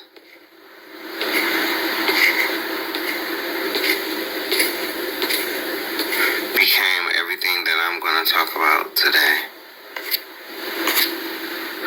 This list went from 87 to I have 450 plus isolated events alone against Black Americans. Over 544. So, yeah.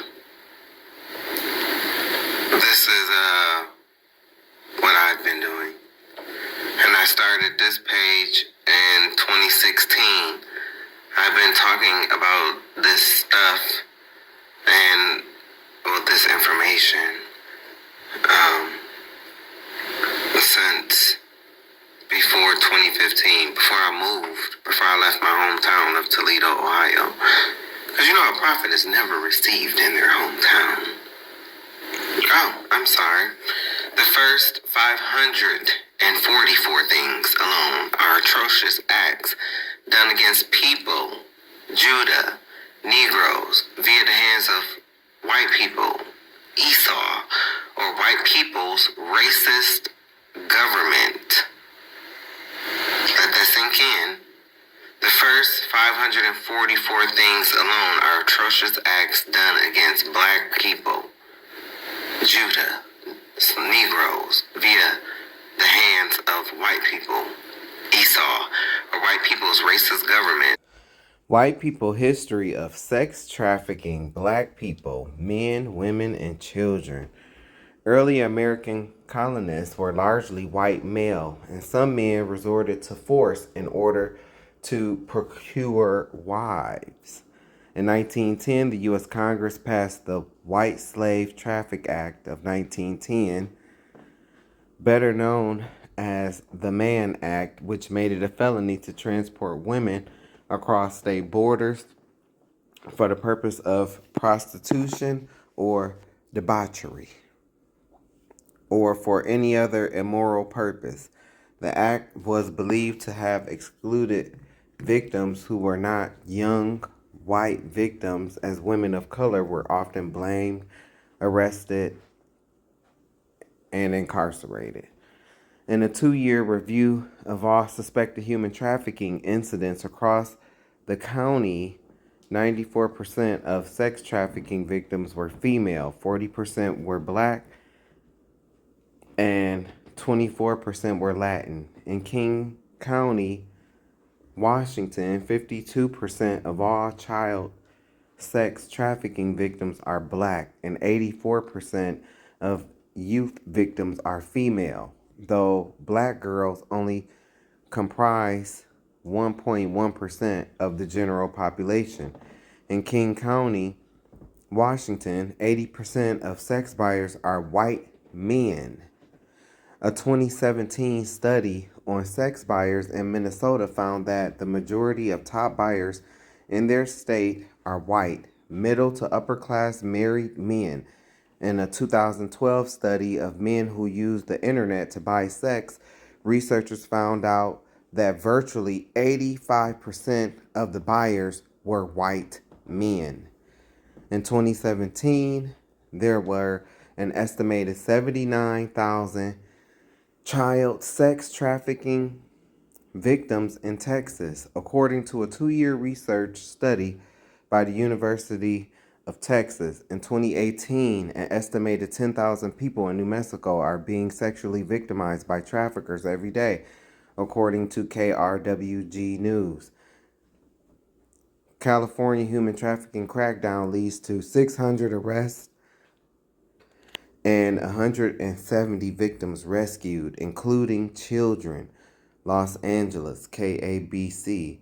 A week-long statewide crackdown on human trafficking resulted in more than 600 arrests and the rescue of 170 people, including children as young as 13, according to Los Angeles Regional Human Trafficking Task Force. In Los Angeles County, Sheriff Robert Luna said the final week of January brought together local, state, and federal agencies for Operation Reclaim and Rebuild, an effort targeting both solicitors and providers involved in the trafficking of young girls and boys. Human trafficking and child exploitation are devastating crimes that target the most vulnerable among us, Luna said. Authorities said 156 adults and 14 children were rescued across California, with a large share of the operation concentrated in Los Angeles County, which investigators describe as a hotbed for human trafficking activity. Several weapons were also confiscated during the week-long sting. You want to protect your kids from Toy Story, but what about the epidemic of young black girls and boys that are missing? Crickets.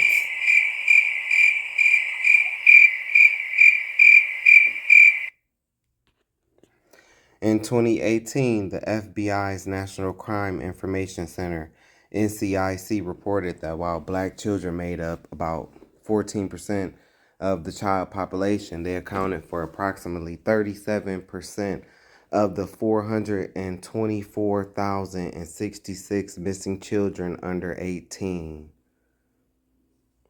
A 2010 study found that black children were significantly underrepresented in TV news, even though about a third of all missing children in the FBI's database were black. They only made up 20% of the missing children cases covered in the news.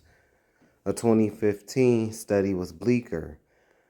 Though black children accounted for about 35% of missing children cases in the FBI database, they amounted to only 7% of media references.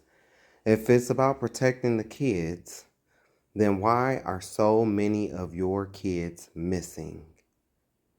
If you're so interested in protecting these kids, and which we should be, then why are we constantly seeing child after child being essayed by these wolves in sheep's clothing called apostoliars, wannabe bishops, pastors, freakums, and deacon drunks? Oh, did I say Bishop Bender over or bend him over? What about these politicians and these maggot supporters? Based on data regarding confirmed cases of child maltreatment and sexual abuse in the United States, white men represent a significant portion of perpetrator demographics. In 2023, data indicated that 47% of individuals who perpetrated child maltreatment were white. In 2023, data indicated that 47%, is damn near half, of individuals who perpetrated child maltreatment were white. Sexual abuse specific studies focusing specifically on sexual abuse show that in federal cases, approximately 55% to 58% of sexual abuse offenders are white. Happy White History Month. Studies focusing specifically on sexual abuse show that in federal cases, approximately 55% to 58% of sexual abuse offenders are white. Gender breakdown. The vast majority of perpetrators of child sexual abuse are male, over 90%. Nature of offenses. Research indicates that roughly 57 to 58% on both male and female perpetrators of child abuse are white. Offender and offense characteristics. 93.6% of sexual abuse offenders were men. 57.5% were white. Okay? Out of that 93.6%, 57.5% were white. That means over half was white. Men. MAGA / MIGA, make Amessica great again, make Israel great again, needs to become MIXA, make kids safe again. I see why your boy Dump didn't want those Epstein files to come out. He was actually grabbing pizza. The only thing that he has in common with children are the diapers they both shit and piss on themselves in.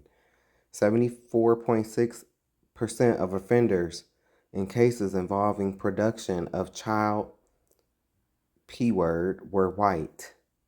53.3% of offenders in cases involving travel for prohibited sexual contact were white.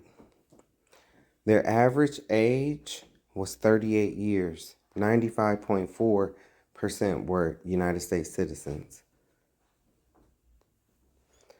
This pandemic is ongoing. Shaking my head. History of Planned Parenthood. Margaret Sanger. So, I've been talking about this hoe since 2017. Meet Margaret Sanger, Demon.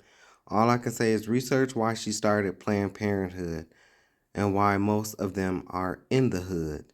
Young men and ladies, this is not a game. Don't tie yourselves to their sin. Is that Hillary saying she admires this woman? Vote for the lesser of two evils. Yeah, okay, delusional. At least Trump up front. We know he the devil. See, who knows what those emails said. Your boy thanked her as well. Think he knew about her views? Probably. Anyway, this is what this hoe.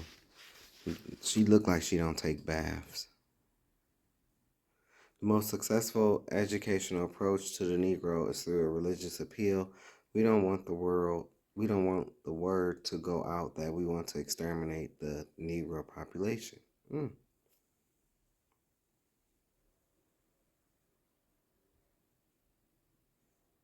Inferior races like Oriental, Jews, and blacks, she referred to them as human weeds. This bitch, she died an alcoholic and a drug addict, of course.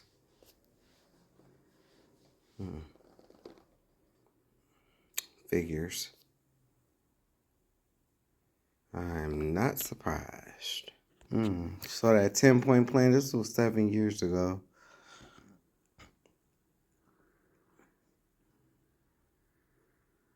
This was 7 years ago I posted this. Okay. And their plan seems, I posted this in 2017. Their plan seems to be coming along just fine. The plan all presidents follow, yes, even Obama, it is what it is. They use him to legalize gay unions because they knew the black church would not go against him because he is black and favored. Sad but true. I'm still trying to figure out, how do you love God who hates sodomites? And sodomites are not just gay people. Sodomites are also straight people, even if you're married, because sodomy is anal and oral sex, which is you can do that with a man or a woman. So, but yet you support a man who legalized gay unions and at least decrease violence in Chicago. At least. Wouldn't he be going against what God said, and wouldn't you supporting him mean you support his decisions because you can't pick and choose? Yes. And so the reason why I asked that question is because, like, I don't know, it was just a way, like, I was kind of throwing their homophobia and their hatred in their face, because it's like you'll sit up in the pulpit and you'll preach this, you'll preach hate and everything else. You say the most hateful things, but yet you voted for a man who legalized gay marriage, and then also you supported one of the biggest drag queens who's cosplaying with that sad woman, Marlo, or whatever her name is. So it's just like, I was just kind of like, seems like, y'all don't stand on your beliefs. But it is what it is. The strategy, the 10-point charter, purpose to change Christian tradition or to redeem the nations of Christian tradition. Take God and prayer out of the education system. Well, you know what? I'm just going to show this, and you can pause it and read it if you like, because I've shared this like so many times.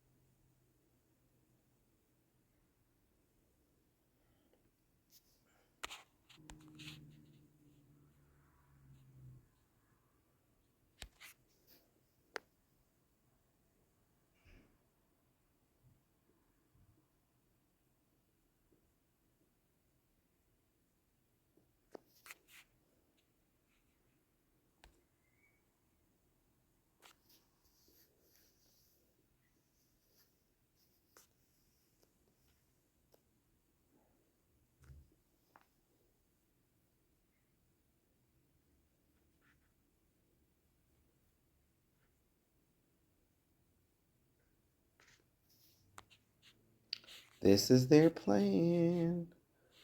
I don't know. What do you think? Has it worked?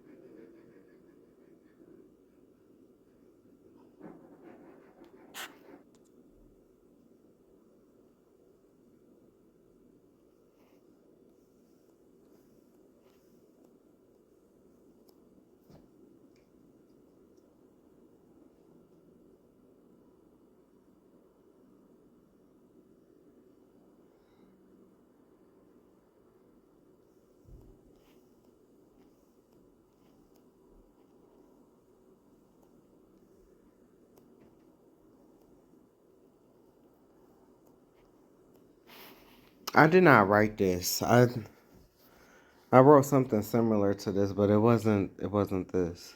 Another video I said I did write this, but no, I did not write this.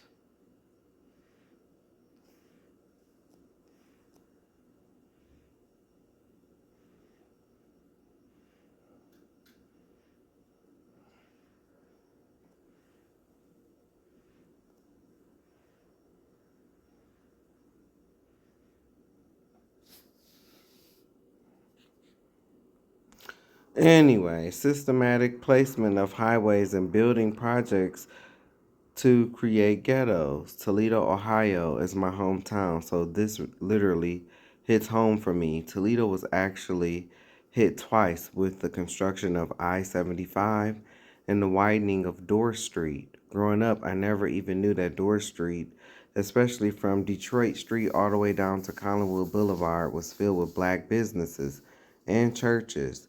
You can tell that it is a black area, but the present day, it doesn't look like it had flourishing black businesses. They, white folk, left no crumbs.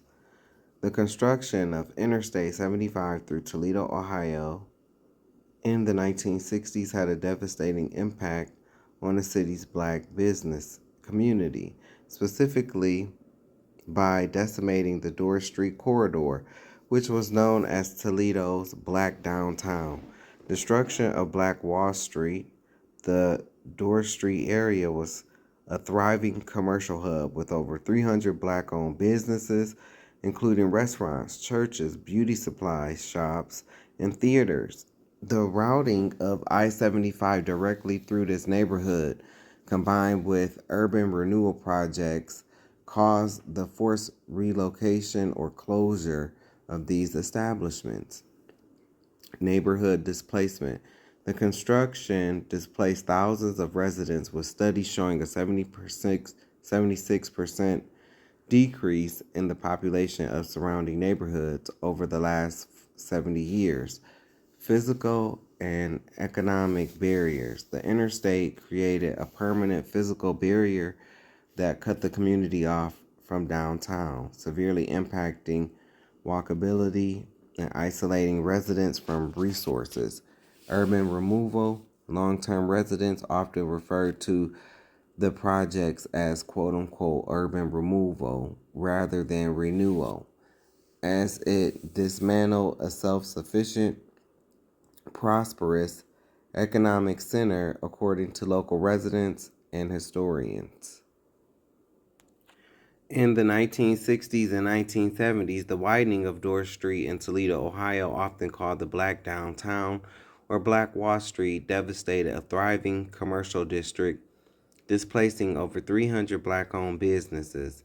As part of urban renewal projects, the street was expanded from a 2-lane walkable area onto a 5-lane traffic corridor. Destruction of businesses. The project demolished hundreds of homes, offices, theaters, churches, and a bowling alley, severely breaking the economic, cultural, and social hub of Toledo's Black community. The Shift. Once a dense, vibrant area with over 70 Black-owned businesses, the area was replaced by high-speed lanes, often referred to by residents as urban removal. Long-term effects. The surrounding neighborhoods experienced a 76% population decrease between 1950 and 2020, dropping from over 40,000 residents to less than 10,000.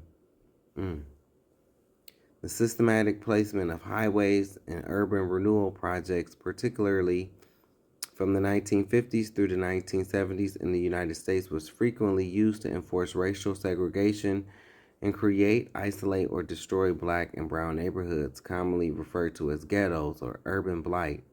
This practice, often described as transportation racism or Negro removal, involved routing infrastructure through disempowered communities to protect wealthier white areas, resulting in the displacement of over 1 million people and the destruction of thriving community networks. A key aspect of infrastructural segregation, intentional routing. Highway planners such as those in Birmingham, Alabama, Nashville, Tennessee, deliberately adjusted routes to cut through the heart of established Black residential areas, often to remove them. Physical barriers. Highways were purposefully designed as buffers to separate white neighborhoods from minority communities. Elevated viaducts and concrete walls acted as physical, visual, and environmental barriers. Displacement and destruction. The interstate highway system displaced over 475,000 households, with a disproportionate impact on Black communities who lost homes, churches, and business. Urban renewal as Negro removal. Programs designed to quote-unquote clean up urban blight were used to raise Black neighborhoods to destroy Black neighborhoods, forcing residents into denser, more isolated, or poorer areas, creating second ghettos. Environmental and economic impact. These communities suffer from higher pollution, noise, and reduced property values while losing the small business networks that provided economic stability. Documented examples. Okay. Syracuse, New York, Interstate 81 was constructed directly through the 15th Ward, a vibrant Black neighborhood displacing over 1,300 families. Montgomery, Alabama, I-65 was routed through the west side of the city to break up prominent Black neighborhoods, often targeting specific homes.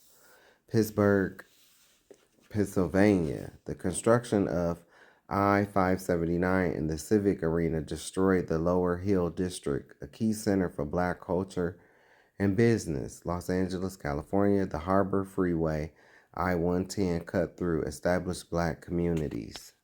Legacy and ongoing effects.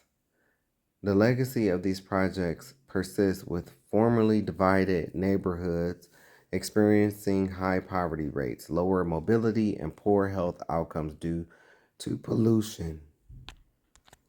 Current urban planners are now attempting to reconnect these communities through initiatives like building linear parks over or under existing highways.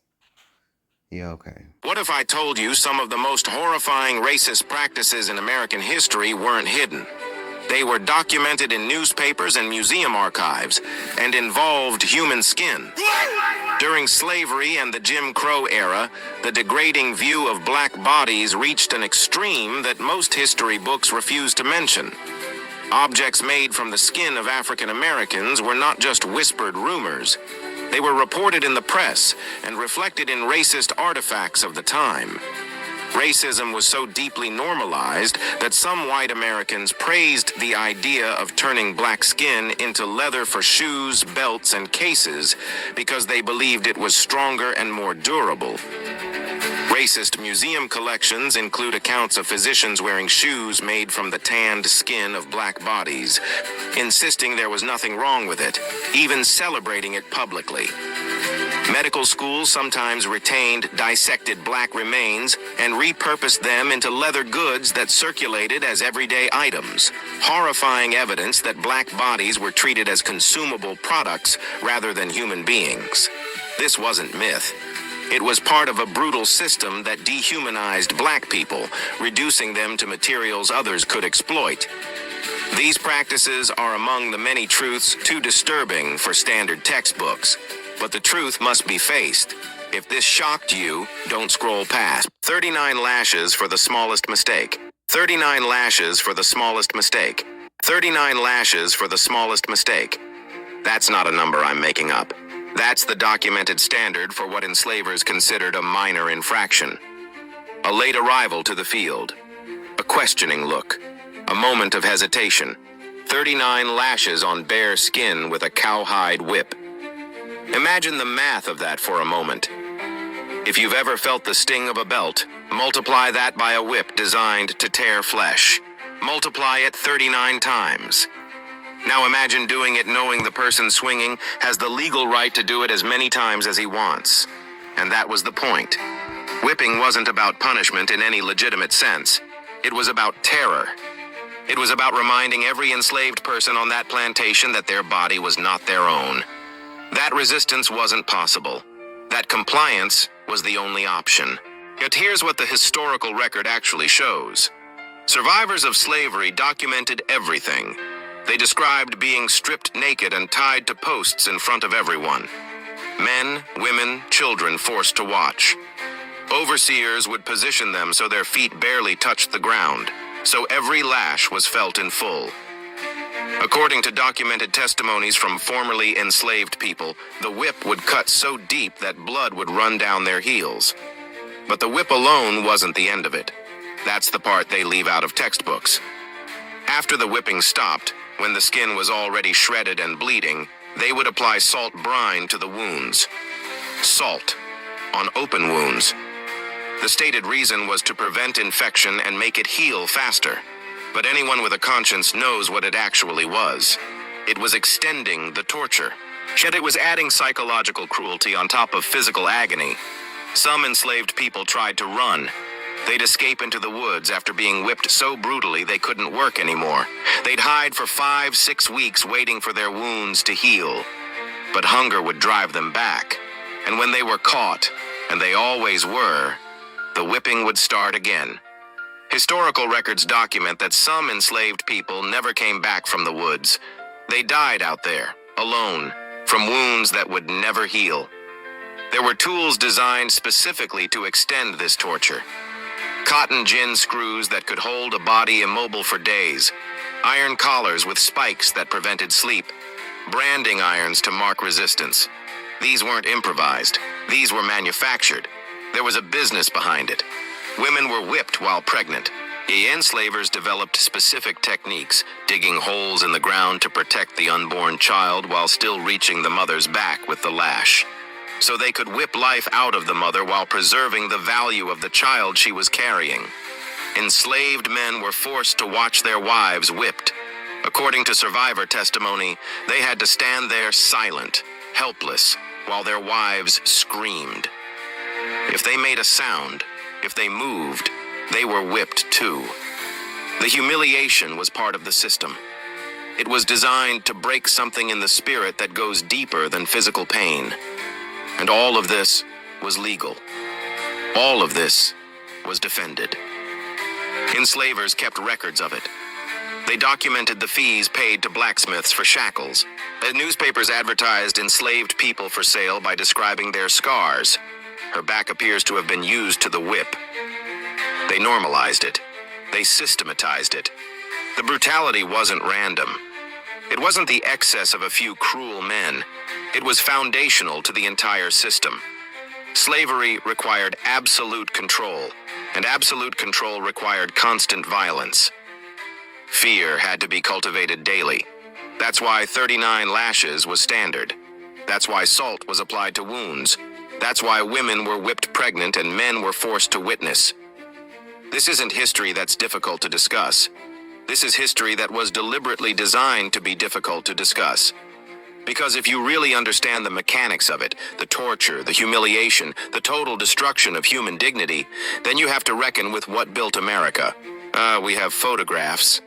A man named Peter escaped slavery, and a photograph was taken of his back.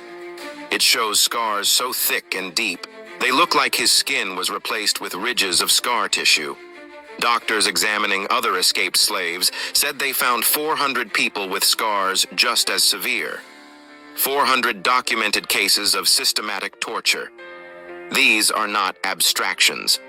These are not statistics being thrown around. These are human beings who endured unimaginable pain every single day, and a society that decided it was worth it. So I want to ask you something. When you learn this, and I mean really learn it, let it sink in. What changes? What do you do with the knowledge that people were tortured this systematically, this methodically, this legally? Do you just accept it as that was then? Or do you start asking why we're taught to be comfortable with it? Like this if you're tired of sanitized history. Share this. They whipped the slave woman until her skin came off for having legs too smooth. Her name was Clara. In South Carolina, Clara discovered something her grandmother whispered about before she died. A golden mineral hidden in the soil. She dissolved it in warm water every morning and drank it. Within weeks, her skin began to glow. The skin around her thighs appeared firmer and the looseness in her legs improved. She looked years younger. The master noticed. He gave her lighter work, softer clothes. This was power. Clara taught the other women in secret, and one by one, they transformed. The women were negotiating better conditions, lighter punishment, even freedom for their children. But the plantation wives saw the power shifting. They panicked. They accused Clara of witchcraft, using dark magic to seduce their men, but it was never magic, it was biology. The mineral gave them energy. When work tried to break them, sharpened their minds, made their skin radiant and tight because their bodies were finally balanced. That's what terrified the wives, not sorcery. Science. They whipped Clara in front of everyone until her skin came off. But as she stood bleeding, she looked at the women she taught and smiled. The knowledge was already passed that mineral survived. Today we know it as magnesium. It regulates your nervous system. It stabilizes your internal signals. It stops your body from running in constant overdrive. It supports the balance your system has been missing. America's most heartbreaking wrongful convictions that took decades to fix. In 1944, George Stinney, a 14-year-old black boy from South Carolina, was falsely accused of killing 2 white girls. With no physical evidence against him, he was arrested, interrogated without a lawyer or his parents, and pressured into a confession. His trial lasted only a few hours and was decided by an all-white jury. Just 81 days after his arrest, George was executed in the electric chair, becoming the youngest person executed in the United States in the 20th century. 70 years later, in 2014, a judge officially overturned his conviction, ruling that he never received a fair trial and was wrongfully convicted. Ain't that about a bitch? Wow. His innocence was finally recognized, but only after his life had already been taken. 2. In 1931, 9 black teenagers were pulled off a train in Alabama and accused of assaulting 2 white women. The group became known as the Scottsboro Boys. They were between the ages of 13 and 19. Within days, they I just talked about this. were rushed through trials with all-white juries. Despite weak and conflicting testimony, 8 of them were sentenced to death. One of the accusers later admitted she had lied. The case sparked national outrage and reached the United States Supreme Court twice, helping establish important rights such as access to legal counsel and fair jury selection. Some of the boys spent decades in prison. The last surviving defendant was not officially pardoned until 2013, more than 80 years later. 3. In 1949, a black man named Charles Greenlee, along with 3 others, was accused of raping a white woman in Florida. The case became known as the Groveland Four. Evidence was thin, but the accusations alone were enough to ignite violence. A white mob burned homes in their community. 2 of the accused were shot by law enforcement before they ever had a chance to defend themselves. The remaining men were convicted by all white juries. Years later, serious doubts emerged about the evidence and testimony used against them. In 2019, Florida officials formally pardoned the Groveland Four, acknowledging the injustice and racial prejudice that shaped their convictions. These cases are not just stories from the past. They reveal how fear, racism, and broken legal systems destroyed young lives. And you never repaid these people back. And you think just a simple, oh, we'll just overturn it now. Oh, it's all right. No, it's not okay. It's not okay. And you think that you've gotten away scot-free, and you have not. You haven't. Y'all see how they be making fun of black people, right? For like saying we were kings, right? They said we was kings, right? They got all these memes. And you know the funny thing about it is, guess who got... Well, we know that is not true. We definitely wasn't washers. Who was we washing? Y'all don't like to wash. Like, it can't be both. It can't be both. Y'all don't like to wash. You don't even like to use wash rags. So, we definitely wasn't your washers. the crown in their museums. Good point. Right? They said we was kings, right? They got all these memes. And you know the funny thing about it is, guess who got the crown in their museums? I can't say the word, but you know exactly what I'm talking about. Right? They like making fun of black people for saying that they were kings in Africa. They're like, oh, you guys weren't no kings. You guys were uncivilized. And guess who got the African king's crown in their museums? Like, whenever they lie, your lie is not matching with reality, bro. Exactly. Like, when they lie, it's like, this is not reality. You're saying black people were uncivilized, right? There was no kings in Africa. Meanwhile, you got the crown in your museum for everybody to see on display. But then y'all gonna make memes and make fun of black people for saying they used to be kings and queens in Africa. In 1963 Birmingham, hundreds of black children marched for civil rights. Police responded with fire hoses and attack dogs. Images shocked the world. Their courage forced America to confront injustice and helped push forward the Civil Rights Act.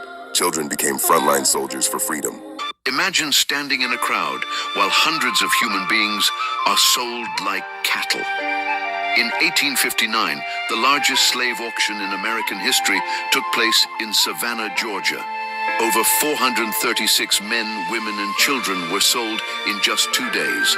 The event became known as the Weeping Time. The year was March 1859. A wealthy plantation owner named Pierce Mies Butler had lost a fortune through gambling and debt. To recover his money, he made a decision that would shock even people at the time. He ordered the sale of 436 enslaved Africans and African Americans who lived on his plantations along the coast of Georgia. The auction was held at the 10 Broeck Racecourse in Savannah. For 2 days, buyers from across the South gathered to purchase human beings. Men were inspected for muscle strength. Women were evaluated for labor and childbearing. Children stood beside their parents, not knowing if they would be separated forever. Many families had lived together for generations, but during the auction, husbands were sold away from wives. Children were taken from mothers. Brothers and sisters were separated in front of the crowd. Witnesses said people cried, prayed, and begged not to be separated. It rained heavily during the auction. The enslaved people wept openly as families were torn apart. That is why history remembers the event as the weeping time. The sale brought Butler about $303,000, which would equal millions of dollars today. But for the 436 people who were sold, it meant something very different. It meant losing everything they knew in a single moment. One auction, 436 lives changed forever. The question is, why do so few people learn about the weeping time in school? Tell me what you think in the comments. Donald Trump continues to prove that he is a pathetic, mediocre, dementia-having racist that's robbing America blind. This diaper-wearing degenerate said something so asinine I had to address it. Catering to his white nationalist base, he said that civil rights led to white people being very badly treated.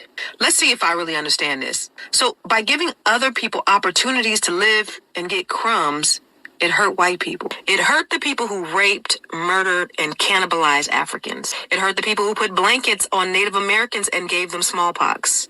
It hurt people who gave black men syphilis. It hurt people who got over 200 years of free labor and millions of acres of free land. It hurt people who hold 85% of CEO positions. It hurt people who commit the most crimes but are convicted the least. It hurt people who wear sheets and terrorize black people just for minding their own business and trying to live. It hurt people who burned down towns and lynched people for no reason. It hurt pedophiles who traffic children all over the world to have sex with billionaires and politicians. That's who civil rights allegedly hurt, huh? So now let's talk about what it actually did, okay? Because civil rights didn't give black people an advantage. It removed some barriers. It didn't take anything away from white people. It stopped exclusive access to certain things. Affirmative action didn't hand out success. It was supposed to crack open doors that were legally and violently shut. And DEI was supposed to be about acknowledging that talent exists everywhere. But ironically, the group that benefited the most was not black men, not black women, white women. Yet here we are, watching mediocre white men rage at the idea that the playing field is no longer tilted entirely in their favor. They are so fragile, so entitled that equality feels like oppression. Fairness feels like loss. Sharing crumbs feels like theft. These people have not been harmed. What has changed is that mediocrity is no longer enough to automatically shut other people out. Whiteness is no longer a guaranteed access pass to every room they feel entitled to. And that loss of automatic privilege, it feels like oppression. History never lied, but America does. So they made mothers watch their babies sold away. They stripped human beings naked in public squares. They checked teeth like horses, felt muscles like livestock, examined bodies with no mercy. For 246 years, this was legal American commerce. And if you think you can handle the truth about what really happened on those auction blocks, you need to hear this. 1619 to 1865. Every major American city had them. Richmond, Charleston, Savannah, New Orleans. Public squares where human beings stood on wooden platforms while crowds of white men decided their worth in dollars. Here's what the first-hand accounts tell us. According to 19th century slave narratives documented by the National Humanities Center, buyers pulled mouths open to see teeth, pinched limbs to find how muscular they were, walked them up and down to detect lameness, made them stoop and bend in different ways to check for concealed ruptures or wounds. Enslaved people were stripped naked, completely. Historian Walter Johnson's research in Soul by Soul documents that buyers would thumb their way into slaves' mouths and examine every part of the body in succession, not even accepting the breasts of girls. Skin was inspected for whipping scars, because scars meant trouble, a person who resisted. Women's pelvic areas were examined to determine childbearing potential. According to auction records from the Weeping Time, the largest slave auction in American history, a buyer rejected a woman named Sally because it's been 5 years since she had any children. She's done breeding. Children as young as 12 months old were listed in auction catalogs. 20-month-old Henry, 3-year-old Dido, sold with her parents. 30 infants torn from mother's arms during the Weeping Time alone. A formerly enslaved man named Josiah Henson described his own auction. The examination of muscle, teeth, the exhibition of agility, the look of the auctioneer, the agony of my mother. I can shut my eyes and see them all. My brothers and sisters were bid off first, one by one, while my mother, paralyzed by grief, held me by the hand. When his mother's turn came, she was sold to one man. Then Henson was offered. His mother, pushed through the crowd while the bidding for me was going on, fell at the buyer's feet and clung to his knees, entreating him in tones that a mother only could command to buy her baby as well as herself. He refused. According to Henson's testimony, the man was capable not merely of turning a deaf ear to her supplication, but of disengaging himself from her with such violence and trampling upon her with such brutality. Between 1820 and 1860, according to National Museum of African American History documentation, approximately 1 million enslaved people were forcibly separated from their families and sold to the Deep South. 1 million families destroyed by commerce. But here's what the auction records also show: resistance. A woman named Daphne wrapped herself in a blanket during inspection, refusing to let buyers examine her body. Bidders yelled, "What do you keep your nab covered up for?" She kept that blanket on. A woman named Molly insisted her left foot was lame. The auctioneer brought in a physician who said she was faking. They made her run up and down stairs, walk back and forth. She kept limping, sold for $695 instead of full price. Whether she was truly lame, the historical account notes, no one knows but herself. But to a slave, anything that decreases market value is a thing to be rejoiced over. An enslaved woman named Bethany Veeney was taken to Richmond to be sold. According to Encyclopedia Virginia records, she feigned sickness on the auction block and foiled the sale. Even in absolute degradation, they fought. They protected their children when they could. They sabotaged sales. They maintained dignity while being treated as merchandise. Slave auctions weren't just economic transactions. According to historical documentation, they were designed to be public spectacles of domination, to show enslaved people and free black people alike what white supremacy meant in practice. The psychological warfare was intentional. The humiliation was the point. The family separations were profitable. By 1860, the domestic slave trade had become a multi-million-dollar industry. Enslaved people were Virginia's most valuable export. Richmond's slave jails, documented in historical records, held people for weeks in pens before auctions, all sexes and ages, huddled together in a mass. This wasn't ancient history. This was America. This was legal. This was protected by law, defended by churches, normalized by society. And it took a civil war to end it. If this history makes you uncomfortable, good. It should.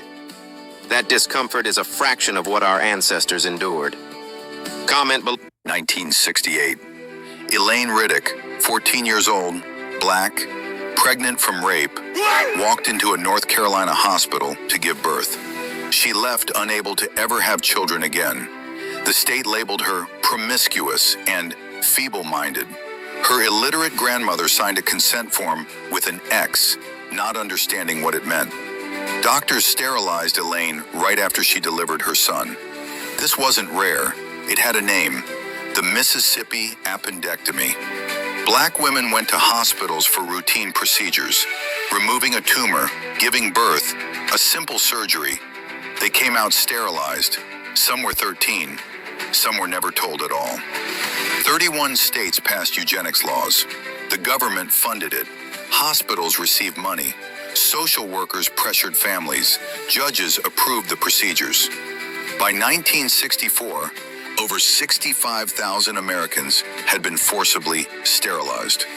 In North Carolina alone, 7,600 people, most of them black women by the 1960s. Fannie Lou Hamer went in for a uterine tumor in 1961, came out with a hysterectomy she never consented to. She later found that 60% of black women in her Mississippi county had been sterilized without permission. The stated reason? Poverty was genetic. Black people were unfit. Black women were having too many babies, so the state took their wombs, not with chains, with paperwork, with doctors' signatures, with hospital beds. They called it public health. They called it policy. They called it science. Decades later, some states apologized. North Carolina paid $35,000 to 220 survivors. Virginia paid $25,000. Most victims got nothing. Families that should have existed never did. Generations erased before they had a chance. How many children were stolen? Because someone in power decided they shouldn't exist. You know that America won the Revolutionary War because of a black man? Did you know that America won the Revolutionary War because of a black man? Did you know that America won the Revolutionary War because of a black man who finessed both the British and the colonists at the same time? Because if you thought 1776 was just powdered wigs and honor, you thought wrong. Meet James Armistead Lafayette, the man who basically said, y'all handle the gunpowder, I'll handle the brains. James was enslaved in Virginia when the revolution started. He got permission from his enslaver to serve in the war, but James had bigger plans. He pretended to be a runaway loyal to the British, and they bought it. Hook, line, and dumbass. He got so close to the British that he was just chilling in their war meetings, taking notes, sipping tea, and nodding his head like, yeah, tell me more. Then he snuck all that information back to the American side. Battle plans, troop movements, vulnerabilities. He basically carried the entire war effort on his back without even firing a single shot. And because of his spying, the Americans were able to crush the British at Yorktown, which, if you forgot, is kind of the reason why we have a United States today. And after all that heroism, you would think that he'd be immediately freed, right? We know how this story goes. They were ready to pat him on the back and send him right back to chains. James had to petition for his freedom, even after saving the entire country. So the next time you're crying about the Founding Fathers and Liberty Bells, just know, freedom wasn't free. It was negotiated, stolen, and spied into existence by a black man that they forgot to put in your textbooks. Say his name. James Armistead Lafayette. This is the unwritten truth. How America rebranded slavery. Slavery didn't end. It evolved. After slavery, black people were told they were free, but freedom came without protection. In 1870, black men were granted the right to vote, but there were no laws to defend them. No federal protection, no consequences for white violence. Voting meant lynching. Political participation meant death. So democracy became a trap. Then came black codes, Jim Crow laws, sundown towns, legal systems designed to say one thing clearly: you can exist, but only where we allow you. In the early 1900s, the strategy changed. Less rope, more paperwork. Redlining boxed black families into poverty by design. Loans denied. Neighborhoods starved. Wealth redirected upward and outward, away from black hands. In the 1920s, black women gained the right to vote. Again, no protection, no safety, no enforcement. Rights without defense are not rights. They are exposure. And the trauma didn't stop. It adapted. Fear became discipline. Silence became survival. That mindset was passed down, generation to generation. In the 1960s, integration threatened the system. So, The system responded. Black leaders were assassinated, organizers eliminated, momentum cut at the knees. Right when progress accelerated, the voices leading it were silenced. The lesson was clear. Organize too well, and it will be destroyed. In the 1990s, control took another form. 3 strikes laws, mandatory minimums, mass incarceration, signed into law under the Clinton administration. Entire communities stripped of fathers, voters, and stability. Another generation removed from the future. Now fast forward to 2026. African Americans are told they are free, but still pay into white-owned systems. Still rent land we don't own. Still work inside structures that profit from our labor. Labeled before we speak. Policed before we act. Treated as second-class citizens in a country built on our backs. This isn't failure, it's design. Freedom without ownership. Rights without protection. Inclusion without power. From slavery to now, the system never stopped working. It just learned how to look legal. That's the unwritten truth. There was a county in America that chose no education at all, rather than educate black children. Not for a week, not for a protest, for 5 full years. They don't teach this in school, because they don't want us to know it. That's why Historia exists. So in 1959, after the Supreme Court ruled segregation illegal, one county in Virginia made a decision that shocked the nation. Instead of integrating its public schools, Prince Edward County shut them down completely. White leaders said it openly. If black children were going to learn alongside white children, then no children would learn at all. Overnight, public schools were closed, doors locked, classrooms empty, black children left with nothing. But here's the part that hurts most. White children still went to school. Private whites-only academies were created almost overnight, funded with public money, tax credits, state support. White students kept learning. Black students were abandoned in the same country where they were born. No buses, no classrooms, no teachers, just silence. For 5 years, from 1959 to 1964, black children in Prince Edward County received no public education. Some tried to learn in church basements. Some were taught by neighbors. Some were sent far away to live with relatives. Many received no education at all. Children lost years of reading, years of math, years of opportunity. Not because they couldn't learn, but because America refused to teach them. This wasn't an accident. It was policy. County leaders said segregation was more important than education, more important than children, more important than the future. Only after national pressure and Supreme Court intervention were the schools forced to reopen. 5 years later, too late for many, some children never returned to school. Some never recovered academically. Some carried that loss for the rest of their lives. So when people say segregation wasn't that bad, everyone had schools. It was just different. Remember this, America once chose ignorance over equality. It shut down an entire school system just to keep black children out. And ask yourself, if they were willing to sacrifice education itself, what else were they willing to destroy? Before the 1960s, if you were dying, they would send you a hearse or the police to come pick you up. You were cargo. There was no medicine. There was no oxygen. You were just a ride. In black neighborhoods, you didn't even get that. Into Freedom House. This was 24 unemployable men and women who flipped this idea to become America's first paramedics. They invented modern paramedicine with their mobile ICUs. They were performing modern medicine in the street when many doctors were afraid to leave the hospital. When the white residents realized that Freedom House was the only ones who knew how to save a life, they started calling Freedom House instead of a service the city was providing. So they became so successful that the city had no choice but to acknowledge them. And you think they would reward them. Instead, they integrated them out of existence and erased many of their names from the manual.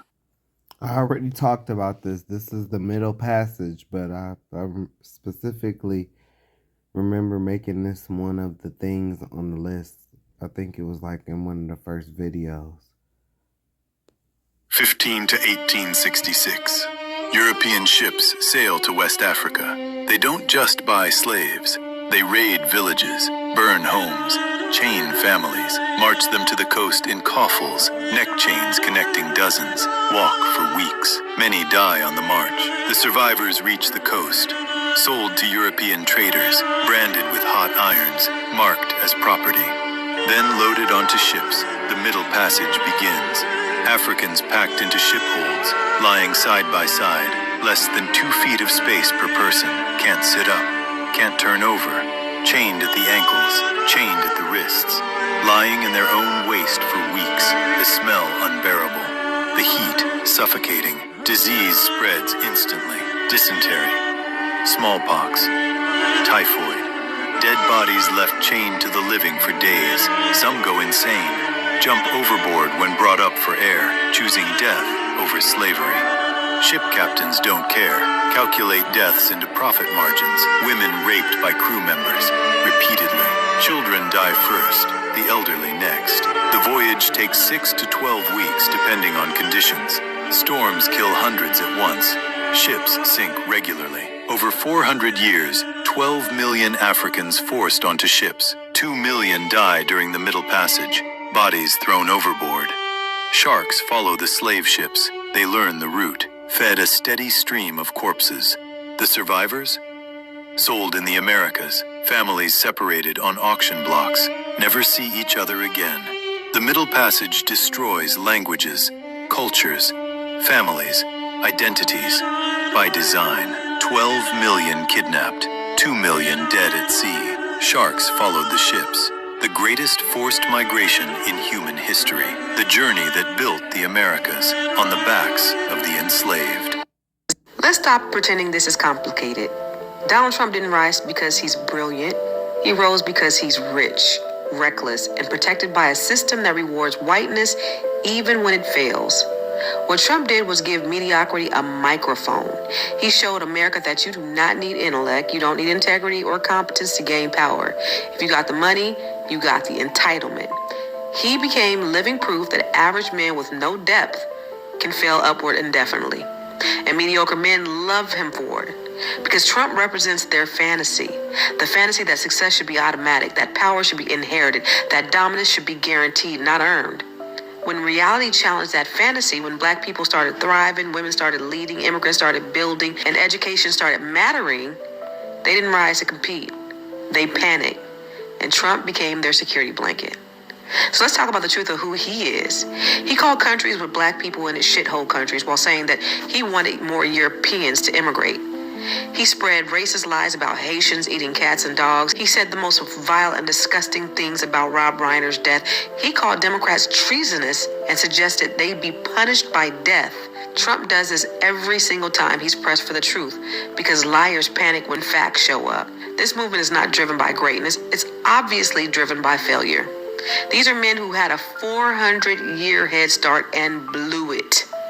Instead of doing the work, they chose resentment. Instead of building skills, they chose to blame. Instead of evolving, they chose a con artist who made failure feel righteous. Trump gives failed men comfort. He tells them that their mediocrity is not their fault. Black success feels like white failure because it exposes the truth. Black excellence shines a light on laziness. Black resilience highlights weakness. And black progress reveals who never developed real skill. And instead of competing, they complain. Instead of growing, they attack. Instead of admitting they fell short, they follow a man who made falling short patriotic. Donald Trump does not think he is like them. He is using them. He's exploiting their fear, their resentment, and their inability to keep up. And let's end with the truth America keeps avoiding.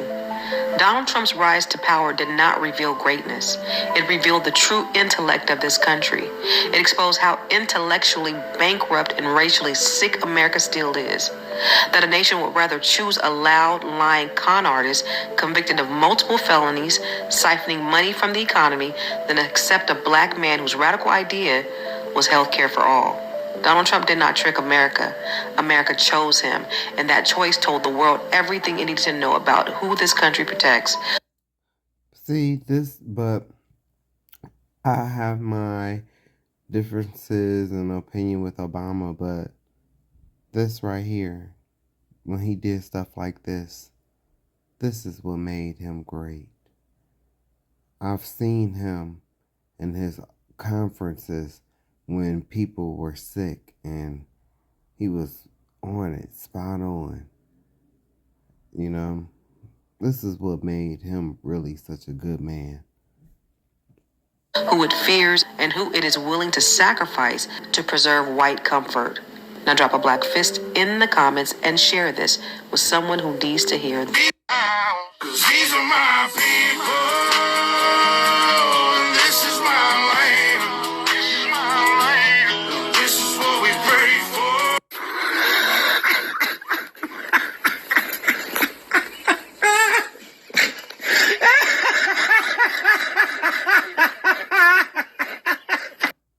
Black people are 15% of the population, but commit 50% of the crime. That's the internet's favorite gotcha. It's also a lazy argument.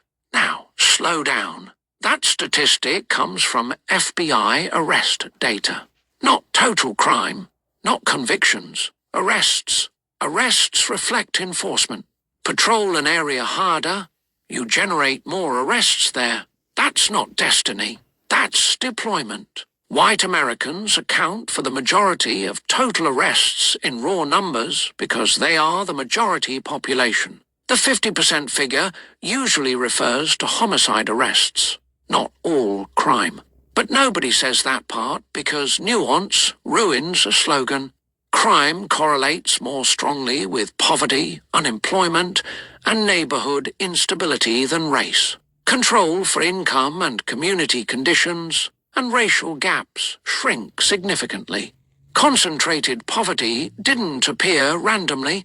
Redlining restricted mortgages, segregation limited mobility. School funding tied to property taxes created uneven education systems. Policy shaped the environment. Now, drugs. National surveys show similar drug usage rates across racial groups. Arrest rates? Concentrated where policing is concentrated. Increase patrol density, increase arrests. Move that same saturation policing anywhere long enough, the numbers follow enforcement. Statistics reflect where the system looks. Sentencing disparities, especially during crack versus powder cocaine laws, amplified those numbers. Now zoom out. White-collar crime, fraud, embezzlement, wage theft, corporate misconduct costs the United States hundreds of billions of dollars annually. Street crime costs far less economically. But white-collar crime never becomes a viral racial slogan because it's harder to meme a boardroom. So when someone repeats 15%, 50%, they're removing enforcement patterns, poverty concentration, sentencing disparities, and economic structure. It's a shortcut, and it is not an excuse to roll tanks into neighborhoods or flood communities with militarized policing like that solve structural problems. You don't fix poverty with armored vehicles. Crime statistics reflect systems, not destiny. If you want less crime, invest in housing, education, jobs, and healthcare. If you want a talking point, ignore context. But numbers without structure don't explain reality. They distort it. The man, the legend, the myth, the icon, Paul Mooney. Certain way. Certain way. They like you a certain way. They have Hollywood's interesting. They like you a certain way when you're black. You damn near have to be a black Anglo-Saxon. They know the difference. You know what I'm talking about. You worked on jobs. You've seen how white people relate to black people that really kiss their behinds. They'll tell you, oh, I love Jane. I just love it. Why can't you be more like Jane? Because you can't have a black conscience. It's all right to have a white conscience. Things can be too black, but they can never be too white. They can't be white enough. Right. Now, you've heard white people go, that's too black. What nerve? But no one says no one goes around saying that's too white. Just like from the OJ trial, the race card. People black and white will use it on you. Don't use the race card on me. That is to weaken it. That's to make it not valid. A race card. What white folks forget is there's 52 cards in a deck. If we're going to play with cards, let's play with all of them. Let's play the Jew card. Let's play the homophobic card. Let's play the sexist card. Let's play the card white folks are born with in their butt, the master card. Let's play all these damn cards. It ain't one card in the deck. If I'm wrong, correct me. How many cards in the deck? 52. And when I get to calling them cards, they don't want to play a certain way. They like. I talked about this previously on another video, but since I brought it up on this video, I'm gonna play this. 1959, 4 a.m., Wrightsville, Arkansas. Fire erupts in the juvenile dormitory. 69 boys aged 13 to 17 sleep inside. Most arrested for riding a white boy's bicycle or soaping windows on Halloween. Orphans, homeless kids, children with nowhere to go. The doors are padlocked from the outside, windows covered with metal mesh. No adult supervisor on duty. Boys wake to smoke and flames. They claw at the mesh, fight each other to break through. 4 or 5 at a time, squeezing through narrow windows. 48 escape, 21 don't. Firefighters find 21 charred bodies piled in the corner, most still in their beds. By 6 a.m., while bodies are still burning, Governor Orval Faubus holds a press conference, blames the black superintendent, fires him by afternoon. Meanwhile, the white juvenile facility 30 miles away has unlocked doors and 2 supervisors on duty every night. The grand jury indicts no one. 7 boys get private funerals. The remaining 14 are wrapped in newspaper and buried in an unmarked mass grave. The state pays families $3,300 to $5,900. White attorneys take half. One family receives $1,400 for their child's death. Then Arkansas buries the story. I'ma let this king brother tell you, but I want to say this. White man, you have become worse than Pharaoh in Egypt. And we are already in spiritual Egypt. You have become worse than Pharaoh. The white mentality. So youth man asks me, how does this change? How does this system change? How does this wicked, evil, racist system change? And I say, white people gotta change it. They started it. This is their system. They created this. They gotta change it. That's the only way it changes. But we know they're not gonna do that. They're not gonna do that because that's the role that they think they play on earth. Take shit, take over shit, bomb shit, start wars, own all the riches, all the best areas, own everything, wealth. Give me more, greed. That's all the role that they've ever played on earth. And for some reason they have convinced themselves that that's their roles. Any place you take them, any place they go, any place that they go, they're gonna play that role. Just look at history. Look at history. Any place that they go that there was peace, tranquility, oh no, they're gonna disrupt that shit. They're gonna take what they want, they're gonna kill, they're gonna pillage, they're gonna whatever it is. I want it this way, this is what it gotta be benefiting me. I gotta get it all. All is mine. So how does this change? White people gotta stand up in their own households, look themselves in the mirror. Yeah. The wife, that man that is doing all that evil shit that have all those billions, she gotta say when it comes to money, this don't make no sense. The children gotta say, Dad, come on, Dad. We got all this shit and there's so much people hungry. Dad, this don't make no sense. Grandpa, get on their ass. If it don't make no sense, it makes no sense. How can you have all this shit in excess? And there's millions that don't have nothing. And all that shit that you have in excess came from the back of those millions that don't have anything. White people can change this. We can have all these wars, race wars, but any place they go. You kick them out of here, they go over here, they start the same shit. You kick them out of over here, they go over there, they start the same shit. It's a mentality. I'm supposed to run this whole thing that they call Earth, that we all came and met. Nobody know how it was created, but they decide we are the rulers. I'm sorry, we gotta hear that again. I want you to hear that again because you know I'm gonna go somewhere. The white mentality. So youth man asks me, how does this change? How does this system change? How does this wicked, evil, racist system change? And I say, white people gotta change it. They started it. This is their system. They created this. They gotta change it. That's the only way it changes. But we know that. When did it start? I was about to end this video, but Since I came across this, I have to explain it. When did it start? And I'm not questioning him. He said nothing wrong. He said everything correct. I'm asking you, when did it start? Keep that in mind. They're not gonna do that. They're not gonna do that because that's the role that they think they play on Earth. Take shit, take over shit, bomb shit. You heard that, right? That's the role that they think they play.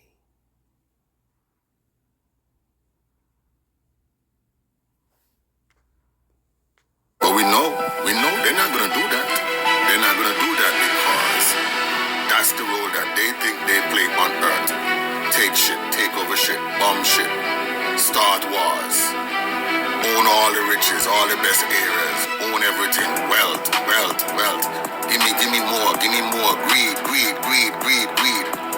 That's all the role that they've ever played on Earth. And for some reason, they have convinced themselves that that's their role. So any place you take them. Please keep that in mind. They've convinced themselves that that's their role.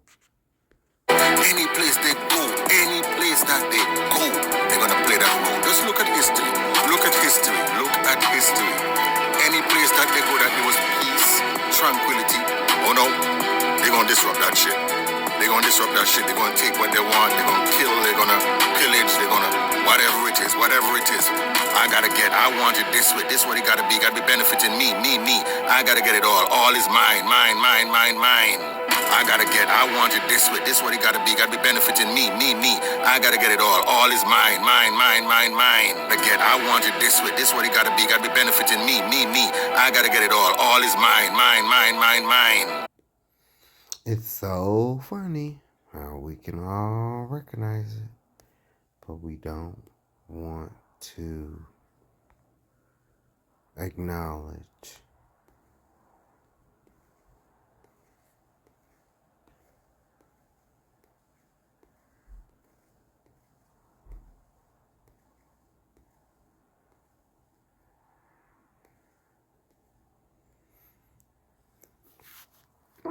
And the children struggled together within her, and she said, "If it be so, why am I thus?"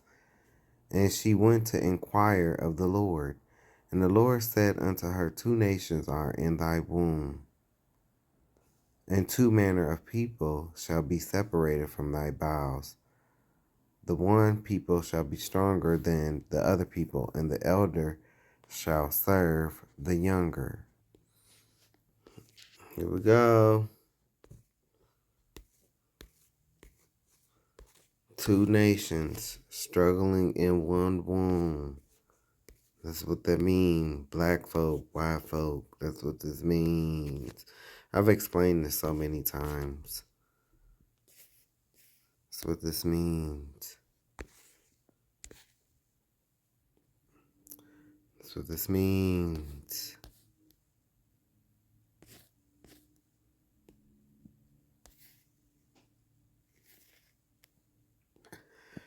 And when her days to be delivered were fulfilled, behold, there were twins in her womb, and the first came out red all over like an hairy garment, and they called his name Esau.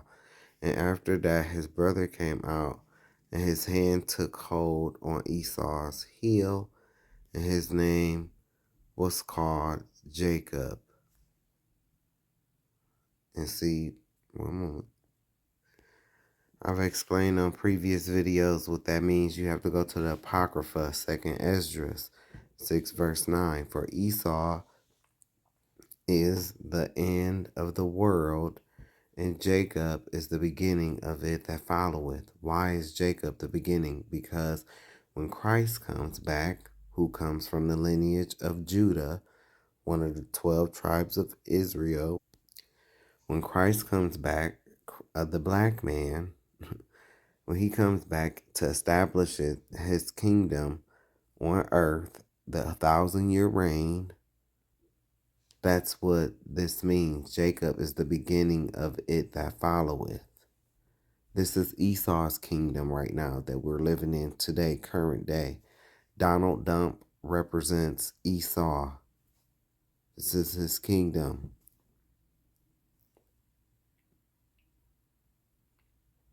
This is why they took those books, the lost books, out of the Bible. Oh yeah, this is the picture I normally use.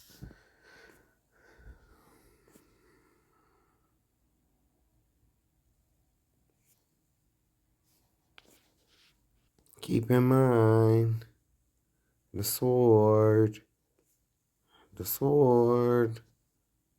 gun. That was their sword. I gave you the history on their sword. Why does Romans 9 and 13 say what it says? As it is written, Jacob have I loved, but Esau have I hated. Why did the Most High love Esau? Because of what the Black King just said.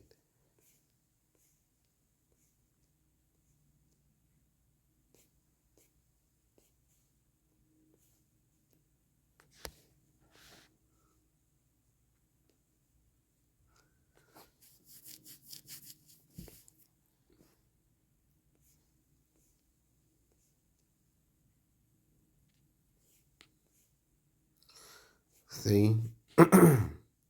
So I just read to you Genesis 25, right? And I always skip over. See?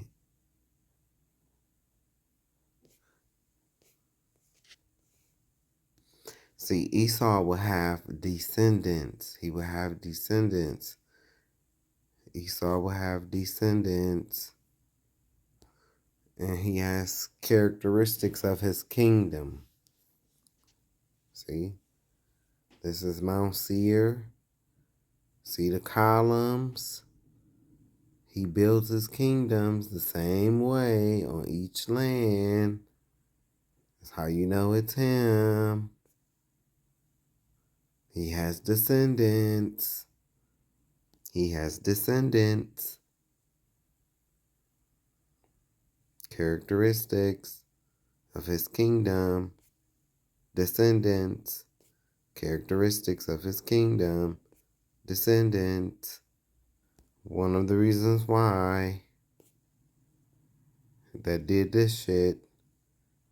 The reason why we don't know who we are. One of Esau's descendants that did this shit. One of Esau's descendants that did this shit. They would think to change everything. They would think to change everything, but why?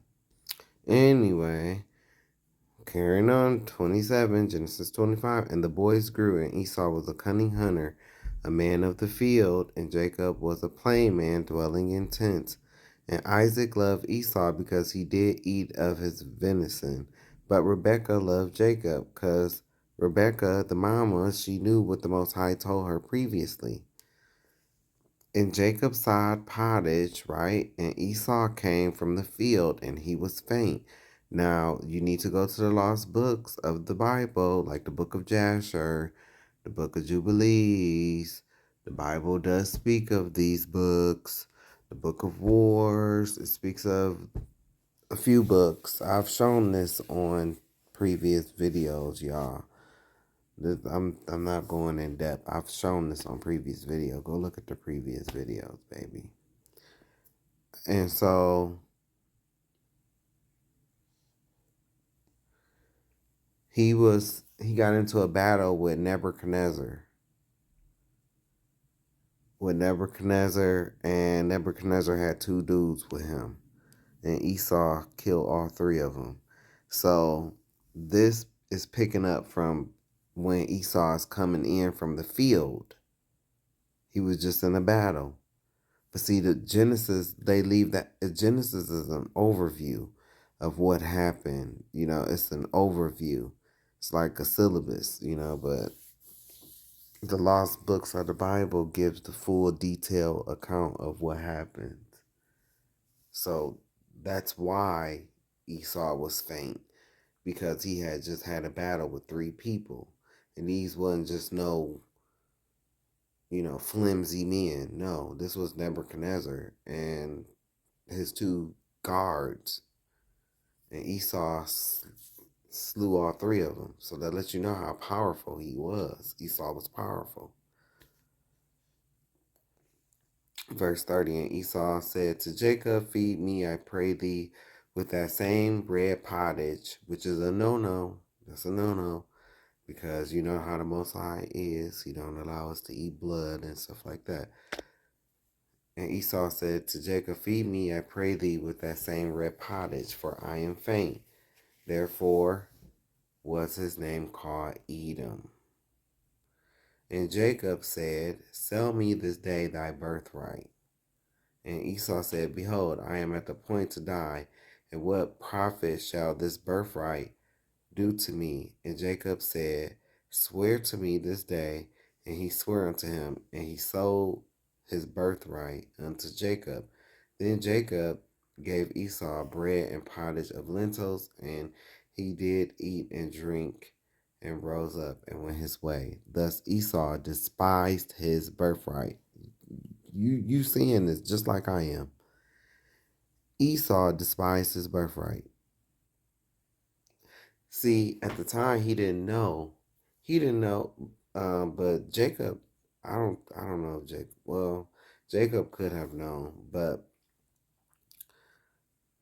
it was about who would get to rule with Christ when Christ had his second coming. That's the birthright. That's the birthright. So he gave that up. He gave it up. I just read it to you right here in scripture. Jacob didn't play no trick on him. They exchanged. It was an exchange. He ate some bloody stew meat and gave up his birthright. See, these would be all the things that Esau would do. His descendants would do. This is why the Roman Catholic Church removed First Maccabees, the Book of Maccabees, Esdras. This is why they removed books out of the original Bible, because the Bible prophesied what they would do. Where is that picture?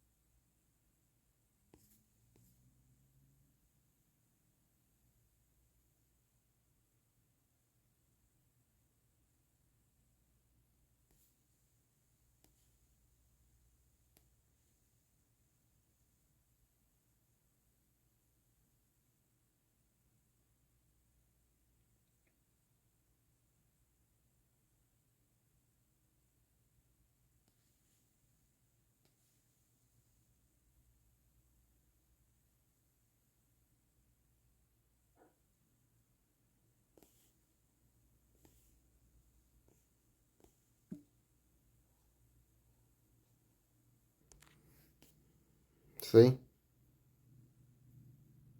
The difference.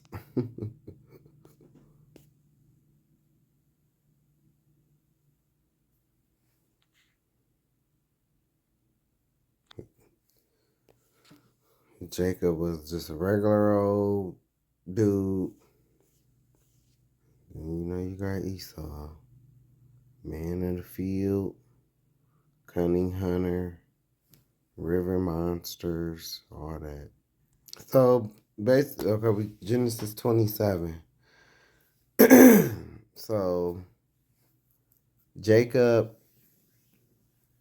okay, so, you know, Isaac is near and about to be up out of here. He sends Esau to go hunt so he can make him something to eat before he give Esau, you know, the blessing, because the blessing was supposed to go to the firstborn, and Isaac loved Esau because, you know, he brought the food. And so he sent Esau to go get, you know, the food and hunt and stuff like that. Well, Rebecca, their mama, was there, and she told Jacob to go pretty much put on Esau's, like, went to go fetch her some goats or some kids or whatever. She was gonna make the meat like how, or the food like how Isaac like it, but she came up with a plan to make him think that that Jacob was Esau, so Jacob could be the one to get the blessing.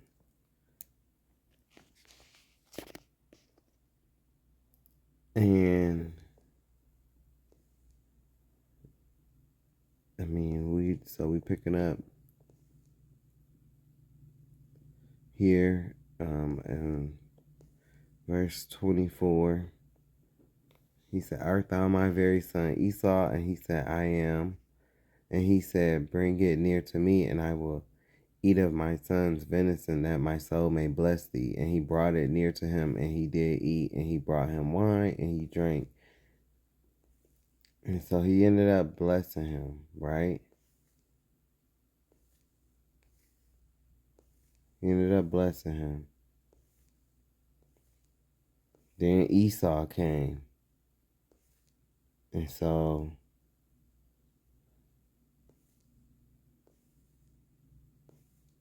Esau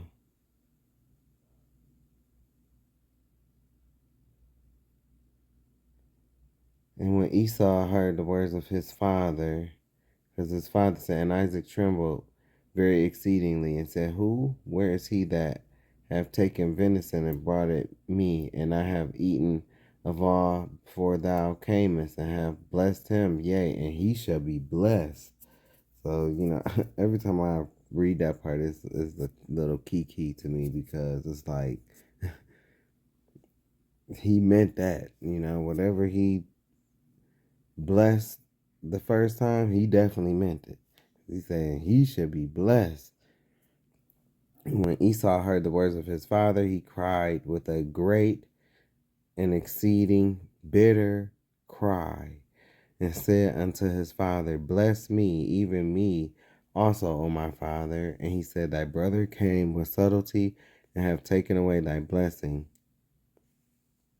Now look how he flipped it. And he said, "Is not he rightly named Jacob? For he hath supplanted me these 2 times. He took away my birthright," forgetting about what he just did in Genesis 25, totally. Because that's how they are. They still operate like this today. They're like sharks. You can help them out the net, and the next thing you know, they'll turn around and bite your head off. But guess who else is like that? Black folk. You want to know why? Because they both brothers.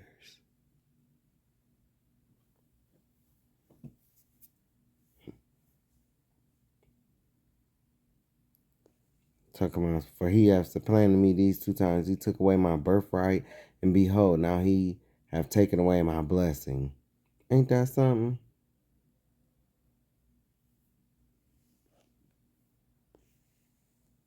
And so the blessing that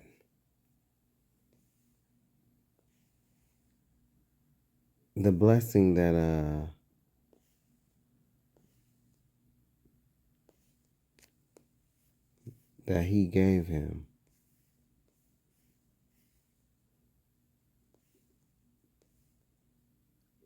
therefore God give thee of the dew of heaven, and the fatness of the earth, and plenty of corn and wine. Let people serve thee, and nations bow down to thee, and be Lord over thy brethren. And let thy mother's sons bow down to thee. Cursed be everyone that curseth thee, and blessed be he that blesseth thee. See? So Esau know that, that's the blessing. Esau know that this blessing was given to Jacob, right?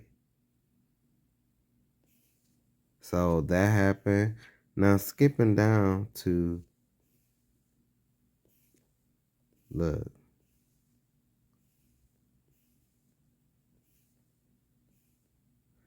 This was the blessing that he gave Esau. And by thy sword, by the gun. It was a sword back then, but today it's a gun. That's their sword. And by the sword, or by the gun, by the cannon, by the bayonet, or the, the rifle that they use with the little knife on the end, all the guns that they use. By thy sword shalt thou live, and shalt serve thy brother. And it shall come to pass, when thou shalt have the dominion, that thou shalt break his yoke from off thy neck. And Esau hated Jacob because of the blessing wherewith his father blessed him. And Esau said in his heart, the days of mourning for my father are at hand, then I will slay my brother Jacob. So now that we have this in context, let's go back. They're gonna play that role. Just look at history. Look at history. Look at history. Any place that they go that there was peace, tranquility, oh no, they're gonna disrupt that shit. They're gonna disrupt that shit. They're gonna take what they want. They're gonna kill. They're gonna pillage. They're gonna whatever it is. I want it this way. This is what it gotta be. Gotta be benefiting me. I gotta get it all. All is mine. Like Yosemite Sam, right? It's a reason for that, though. And I'm telling you, it goes back to Genesis 25, Genesis 27, especially Genesis 27 and 41. This is why they have that mentality of mine. Like Yosemite Sam. Because did you not hear when I read that man let out an exceedingly bitter cry? That cry represents my descendants might forget me. They might forget all of this that happened. But they're going to always have that feeling of mines. Because spiritually, their spirit remembers when their progenitor did not get the blessing. That's why they have this mine. It's got to benefit me. You heard what this man said. You heard anywhere there's peace and tranquility, they're coming to disrupt it with the sword. You can deny this all you want to, but look at what Dump is doing. Look at what Dump is doing with Iran. That's a prime example. Look at what Dump did with Venezuela. That's a prime example. Esau living by the sword. Mine. It's got to benefit me. That sounds like somebody that's missing something. What is that? Something that they're missing? The blessing that they gave up. And we already know how double-minded they are. I already told you that when I read the one scripture, how he slid that right on in. Oh, he started planning me twice. First, he, took my blessing away. Like, no, you gave your blessing up. But that's them. That's how they are today. They can't handle accountability. They can't.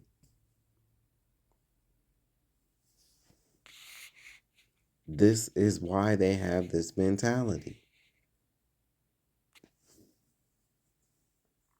I don't care if I stand by myself in that. Because in the end, people are going to see it and they're going to gag. Then that's when they're going to realize there's something wrong with you. How can you not see this? You saw everything else. You saw Candy and Todd. You saw that. You saw Nene Leakes was coming back to the Housewives. You saw that. You saw the Pittsburgh Steelers stats from 1995. You saw that. How can you not see this? How can you not connect these dots? Because you don't want to connect the dots. You just want to ask that age-old question, what did we do?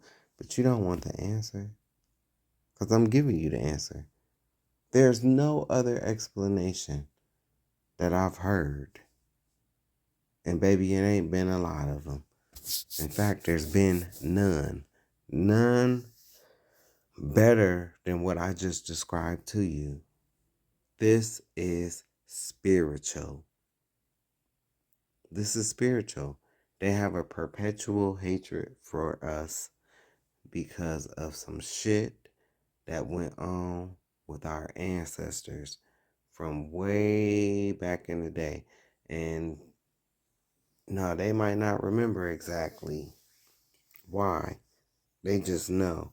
You ever get that feeling when you going somewhere new and like it's a crowd of people and it's just that one person like, I gotta keep my side eye on you because I don't know about you. You just too. That's the feeling. That's the feeling that they have. I don't know. I just can't. I hate you for some reason. I hate you. I don't know why. Well, it's because thousands of years ago,